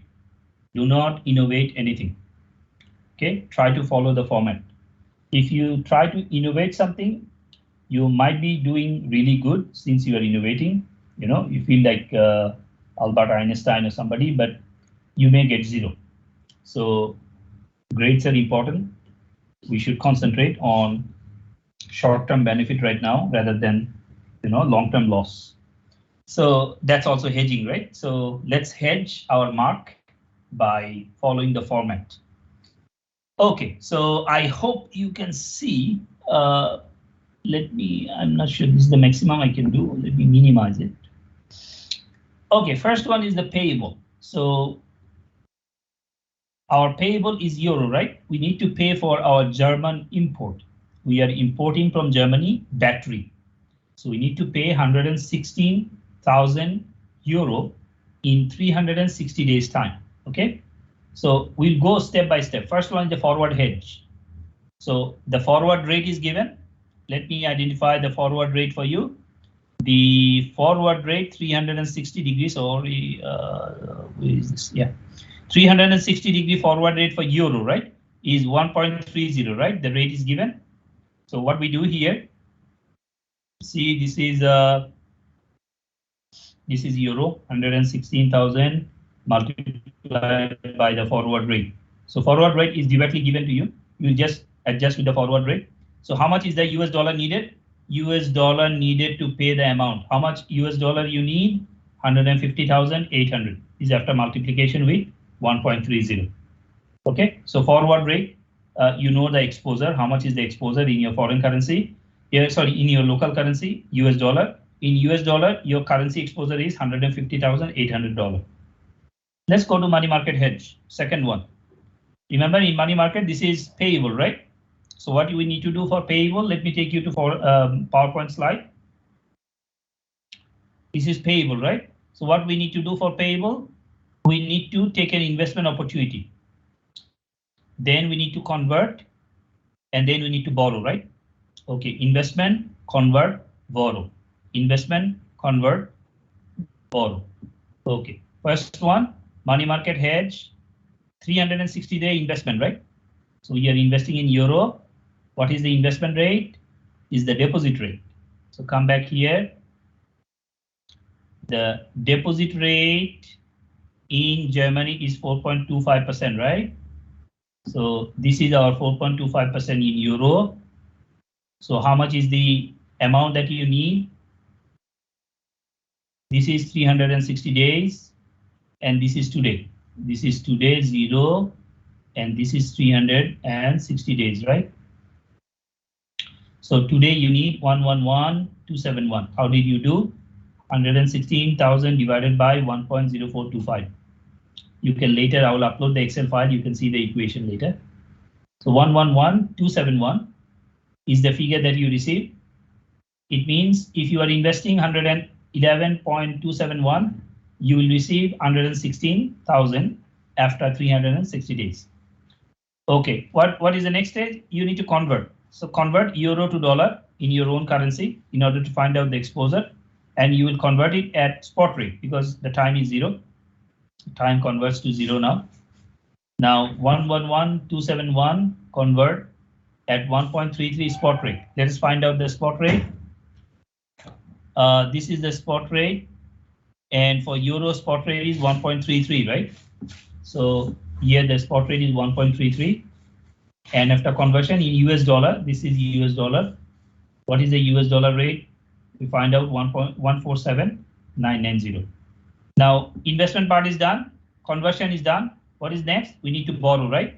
So if you borrow, what is the total amount of interest and principal? If you borrow, the interest and principal in US dollar is 147,990 at 5%. So this is the borrowing rate. Let us consider the borrowing rate. This is the borrowing rate in US is 5%, right? So this is the 5% in US borrowing rate. So what is the US dollar exposure? From this, our US dollar exposure is 155,390. You can now compare these two. These are both in US dollar. The company is from US, and you can now compare the exposure and find out which one is more expensive for you. Next is call option hedge. Okay, now how do we know it's a call option? Because it's a payable. Payable call, receivable put. Okay, so call option. Call option depends on future expected spot rate. Future expected spot rate. So let us find out for euro, right? So this is USD to euro rates from 1.31 to 1.35, right? This is the rate. So 1.35, 1.33, 1.35. These are the rates. Future expected spot rate. What is the premium? Premium is, where is the premium? Premium is call option premium is USD 0.02. Okay, USD 0.02. So the call option premium is same. For all expected spot rate, call option premium is same. Okay, next is exercise price. At what price you are expecting to exercise or use the contract? So in call option, the exercise price is 1.34. All given 1.34. So this is the 1.34 rate that we want to compare with in order to exercise.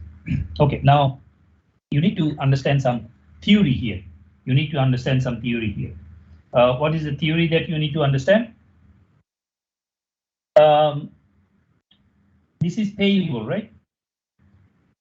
So if this is, you want to always, you are going to buy foreign currency for payable because you need to pay in foreign currency, right? So you will convert US dollar and you will buy euro so that you can pay to Germany, right? So if this is the concept, then you want to always buy, as I say, at a lower price.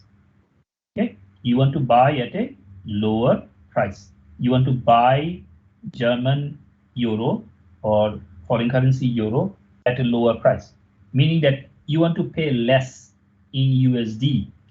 Your currency is USD. You want to pay less in USD to buy euro.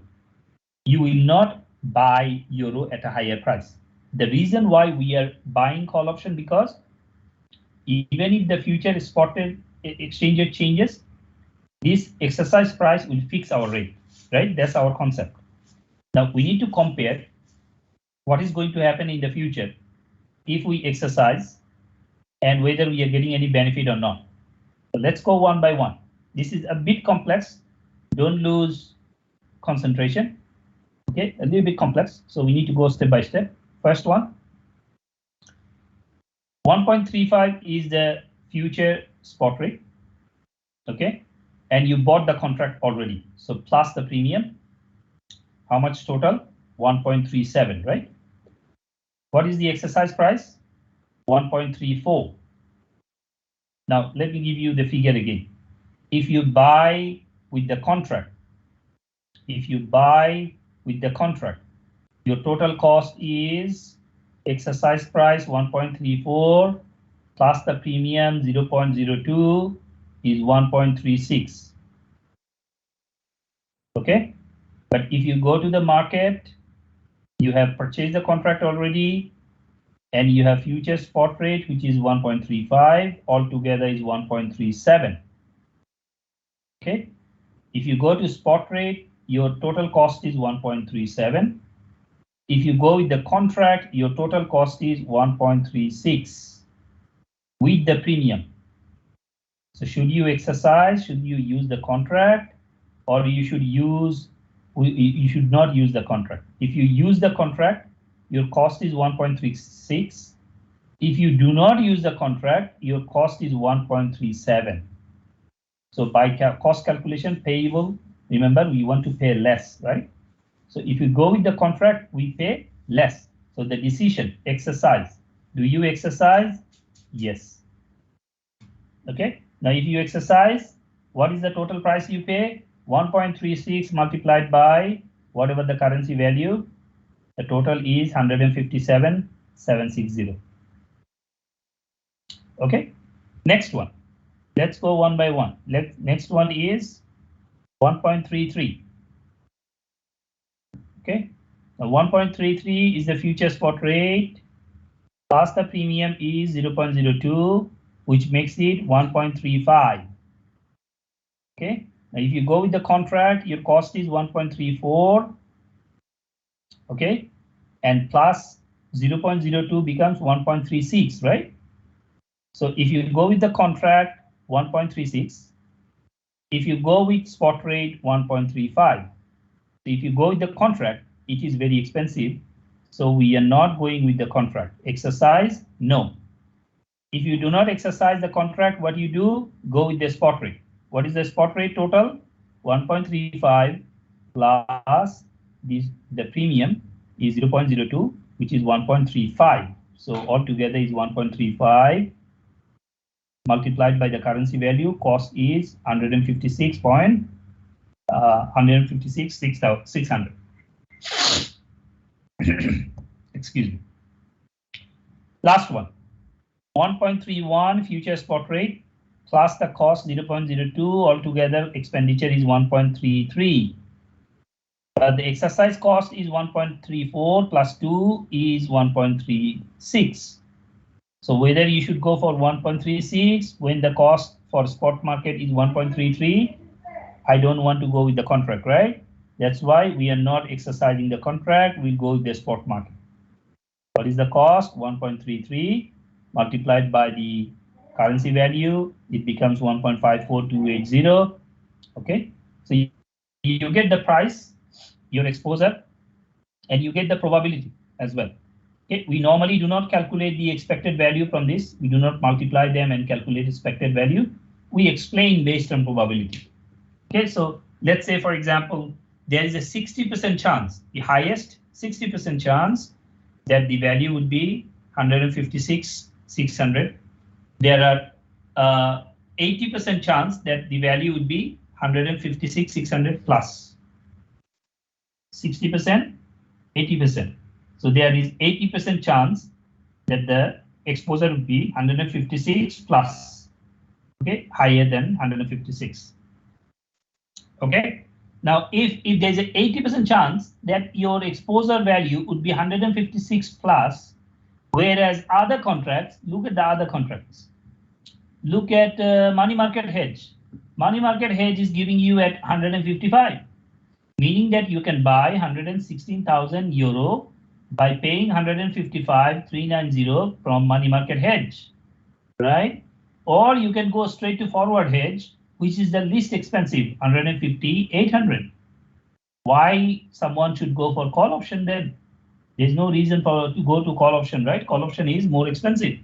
You can buy foreign currency at the least price from forward contract, which is 150 and 800. So far, forward contract is the most important contract for us because it is least expensive. Next is remaining unhedged. What if we don't buy anything?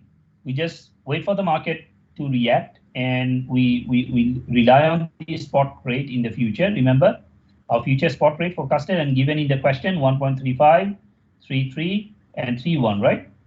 And these possibilities are 20%, 60%, and 20%.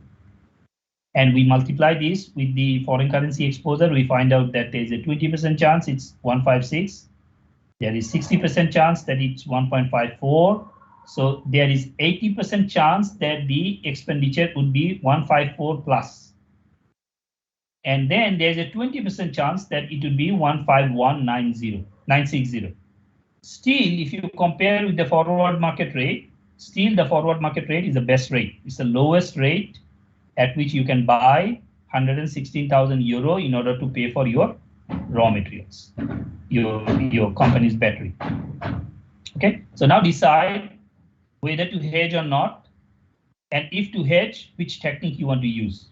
So obviously, if we go with unhedged, our cost is high, so we will hedge. First question. Second question, if we are hedging, what we will be using?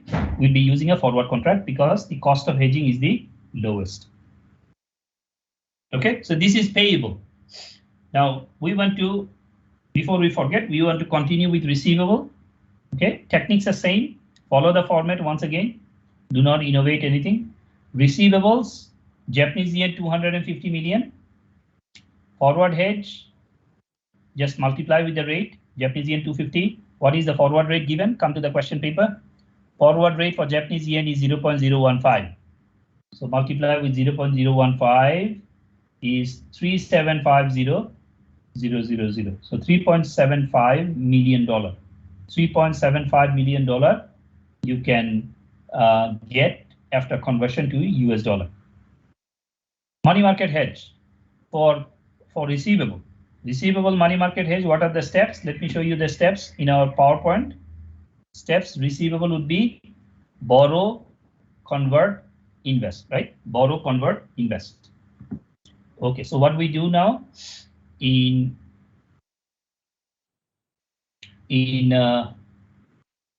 money market hedge, first borrowed. So we are borrowing at 0.01% borrowing rate in Japanese market.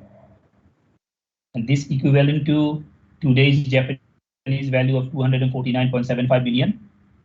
We convert it to dollar at the spot rate, which is 0.013, and we get 3.26 million in USD. And after borrowing, we will invest. Investment plus our interest receivable altogether would be 3246 invested for 360 days at deposit rate of 4.50 US. It becomes $3.392 million. $3.392 million. You can now compare this with the forward market and see which one gives you a higher value, right? Okay, now next is we come to put option. In the put option, why we are calling put option? Because it's a receivable, right? Receivable is connected to selling foreign currency. So you will receive in Japanese currency and you will convert it to US dollar. Conversion means selling. So you are selling foreign currency means you have to buy a put option. In the put option, again, what's the most important thing? The future spot rate. Future spot rates are taken from the example and also the exercise price. Okay, now we will go with the same policy. Our future spot rate altogether 0.016 plus the premium. Okay, possibly 0.0161. 0.0161. Okay, and if you go with the exercise price, which is 0.0130 plus 0.001 is 0.0131. Okay, so the exercise price plus premium would be 0.0131 because premium is fixed. So we'll compare this one with the other total. Okay, so first one is, remember this is receivable. Sorry, I made a small mistake here. Sorry. Okay, this is receivable, right? We are receiving foreign currency. And premium is a payment. Premium is a payment.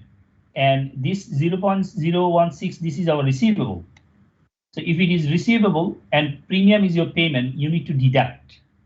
You need to deduct. So your exercise, by exercise, your net amount would be 0.0130 minus the premium. If you minus the premium, it will be 0.0129.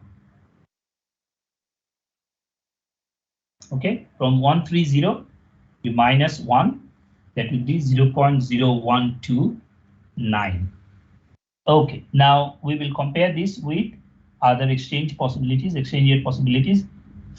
First one is the 0.0160 minus the premium is 0.0001, which is 0.0159. So if you go with the first spot rate, you will receive 0.0159, but with the contract, you will receive 0.0129, which is much lesser. So will you exercise the contract? We will not exercise the contract, right? No. So what we will do if we do not exercise, we will go with the spot rate. So spot rate gives us 0.0159 multiplied by 250,000 Japanese yen, 250 million Japanese yen, which gives us 3.975 US dollar. Second one, total contract is 0.0129, whereas the spot rate is 0.014 minus 0.0001, which makes it 0.0139. 0.0139 is higher than 0.0129. Therefore, we will not exercise the contract. We will go with the spot market. Spot market will give us 0.0139 multiplied by 250 million Japanese yen, which will give us in US dollar 3.475 million. The last one is the spot rate gives us 0.012 minus 0.0001, which is 0.011, whereas the contract gives us 0.0129. That means the contract is higher. So if the last exchange rate happens, which is 20% possibility, we will go with the contract. If we go with the contract, we will get 0.0129, and our receivable would be 3.225 million in terms of US dollar. Now you can compare. Okay, if you go with the forward contract, your receivable is 3.75 million. If you go with the money market hedge, is 3.3, much lesser. If you go with the put option hedge, you can have a maximum of 3.975, but only 20% possibility. You can have 3.475, 60% possibility. And obviously you are not going for 3.225. Okay. So it's rather that you should go for spot market than for the contract, right? Okay, now let's go to remain unhedged. See how it goes. If you remain unhedged, don't buy anything. You may go up to 4 million, 20% possibility, 3.5 million, 60% possibility, and 3 million, 20% possibility. So there is an 80% possibility that your receivable would be 3.5 million and high. But still there are risks, right? There are 20% risk. So the only contract where there is no risk is forward hedge, right? 3.75 is fixed. So you can now consider whether you want to go for 400,000 for 4 million, or you want to go for 3.75 million. Once again, the conclusion is you will find out first whether you want to hedge. The second is if you are hedging, with which contract you are going to hedge. You need to provide explanation for that. Now the conclusion to this is, how do we choose? Let's say we calculate everything, our machine can calculate for us. Nowadays, you don't need to, manually calculate all this. There are machines, there are software, there are apps that can calculate this for you. So question is, how do we make a decision? As a manager, you need to make decisions. How do you make this decision? Obviously, you can see that decisions depend on riskiness. Now, what do I mean by that? Oh, this file cannot be saved. Why this file cannot be saved? Yeah, I'll look into it later. Don't save. Okay. So, question is, how do we make a decision about exposure? Because there are so many options available for us, alternatives available, and you need to choose the best one, the the payable wise, the best one is the least payable, and receivable wise, the best one is the highest receivable. That is for sure. Second is there are a number of derivative instruments available. So first you need to decide whether you are hedging, whether you are not hedging. If you are hedging, you are a little bit secured, but if you are not hedging, you are completely in the hands of God. So managers, depend on different circumstances, they will take the decision differently. So let me write few of these for you so that you can relate later on and maybe reflect on this. First one, the most important one. Let me put a 3-star here. Choice of instrument, okay, depends on risk taking tendency of the managers.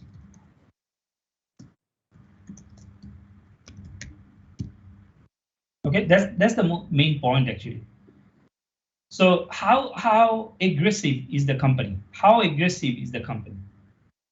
Okay, I am currently doing number of research on derivative instrument, and the result is quite interesting. Hey, why not I show you? Why not I show you the PowerPoint? Recently, we have presented in a conference in Vietnam. So let me show you the findings. I hope you can see the screen. So this one we have recently, one of our presenting author, he has presented. I think you know this name, Kobir Hassan. He is presenting today in ICBF in UBD conference. He's an invited speaker today. He's my co-author. So we have been doing a lot of research together. So he presented for us in the conference Vietnam Symposium recently in October 28, I think. So what we tried to find out is the relationship between hedging and farm value. Okay, so what is the relationship between? I mean, how do the farm decides on hedging? Okay, whether they want to hedge, whether they don't want to hedge. Okay, very recent study. We did it on Asia Pacific. We did it on Asia Pacific farm. Very limited resources available on them. Okay, let me take you to the findings directly. See what.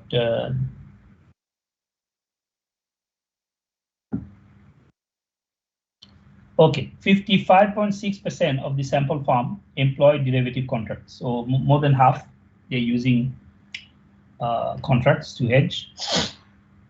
Okay, least use commodity price hedging.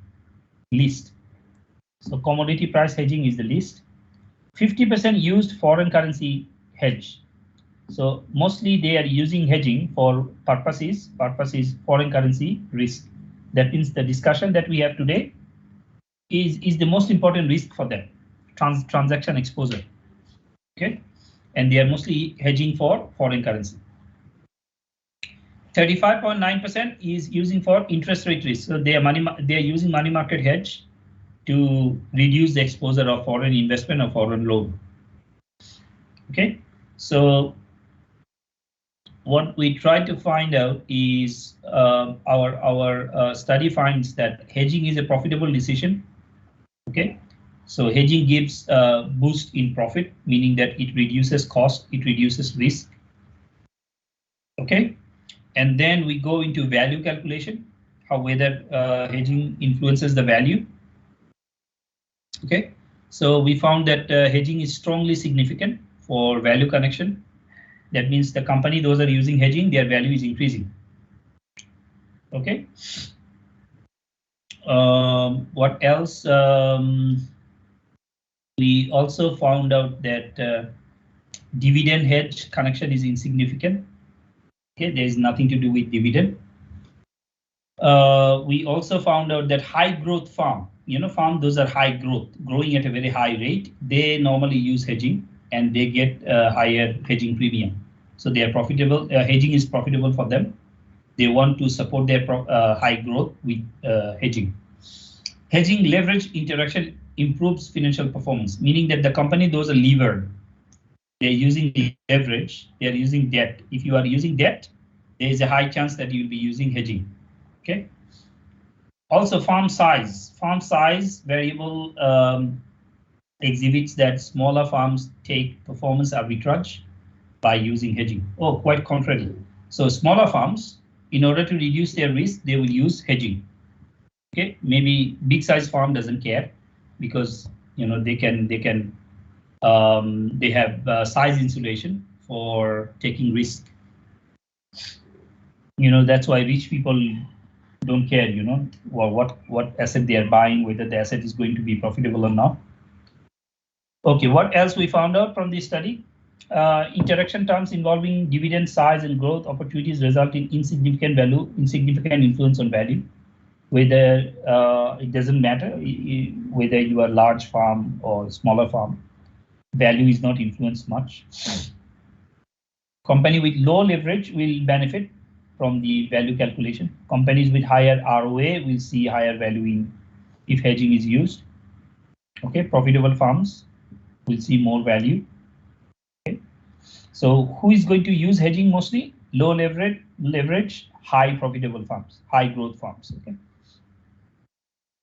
Okay, so what we have concluded in our conclusion, use of derivative hedging is broadly value enhancing. It gives you a lot of premium. It means it helps you to increase your profit. Commodity price hedging is not yet used in Asia Pacific farms. Irrespective of the type of risk hedging is profitable, is financially rewarding. Farms with higher leverage, better profitability, better growth opportunities may opt for derivative. Okay, higher leverage, higher profitability, and better growth opportunity. Relatively smaller farms also finds a cushion against risk, leading to performance boost. So smaller farms also may want to use hedging. Result imply that hedging decision in Asia Pacific farm is driven by a myriad of proactive and reactive stimulants. So there are a lot of proactive and reactive factors that influence the decision to hedge. Okay, there is something called reputation risk.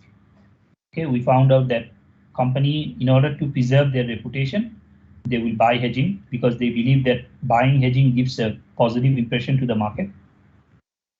Okay, and hedging decision may also improve high asymmetric information problem in Asia Pacific market. So it may help reduce the asymmetric information. As the hedging market is growing in Asia Pacific, regulators should review existing regulation to cut corners on potential volatility and speculation, improving derivative products and engaging stakeholders such as local banks, accounting firms, legal firms to help develop the market. Okay, so hedging market in Asia Pacific is increasing, so we can use this potential to expand the market. Okay, so this is just some example. So what kind of company using hedging contract? Highly levered, highly profitable. They can take risk. So their tendency of taking risk, whether they are aggressive or not, whether they are conservative, depends on whether they're choosing derivative contracts or not. Second factor, farm size may influence, as you can see now, leverage. Number third, fourth, there will be some influence of growth factors, right? Growth factors.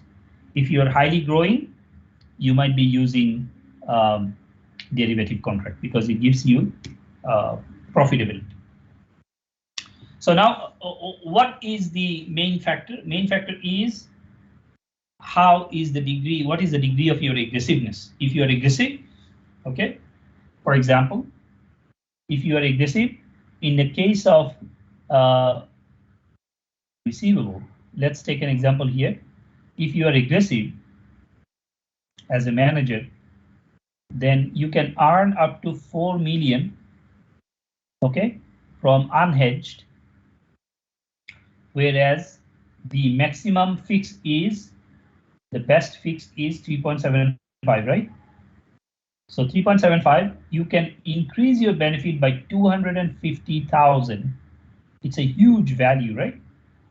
In terms of US dollar, 250,000, you can increase your value if you go with unhedged. But in order to go with unhedged, you have to be aggressive, right? because you may lose your value. Only 20% possibility that you may receive 4 million. So what is going to what is going to happen if you lose? You may lose your job too, because it's a massive amount of loss. That's why managers, the conservative manager, they don't want to lose their job. They will simply buy the forward contract. But aggressive managers, they want to take the risk. Okay, they will either go for the forward contract, option contract that will maximize their benefit, or they will simply go for the unhedged option in order to increase their benefit up to 4 million. So depends on what kind of manager you are, what kind of company you are working for. Are they risk taker? If they are risk taker, well, you can maximize your benefit. If they are not risk taker, then you may need to simply go and buy the forward contract. Also depends on farm size. Okay, farm size, leverage, growth factor, other factors, economic factors. How is the economic condition, and all other factors will determine your choice for derivative. My paper is not published yet, so I won't be able to share the result with you publicly. But it's now currently in review with a good journal, Economic Systems. So I am not sure when it is going to be published. If it is published sooner, I will try to share the result with you. Otherwise, you have to rely on other papers. So for now, we'll close it. What we have learned so far in this chapter, we have talked about transaction exposure, and we looked into a number of techniques on how to measure transaction exposure and how to solve transaction exposure. We talked about forward contract or future contract, option contract, money market hedge, and remaining unhedged. And using these instruments or technique or contract, we try to see contractual hedging, whether it is beneficial for the company or not. And by comparing each of these alternatives, you'll be able to find out, based on your characteristics, based on your company characteristics, whether you are going to take the risk or not. And using this contract, you'll be, if you're conservative, you mostly go for a forward contract. If you're an aggressive company, you may want to take the opportunity in the spot market in order to maximize your benefit. I will upload the solution for you with the notes that I have taken in the Excel file. I think it may benefit you. So let me save the note first.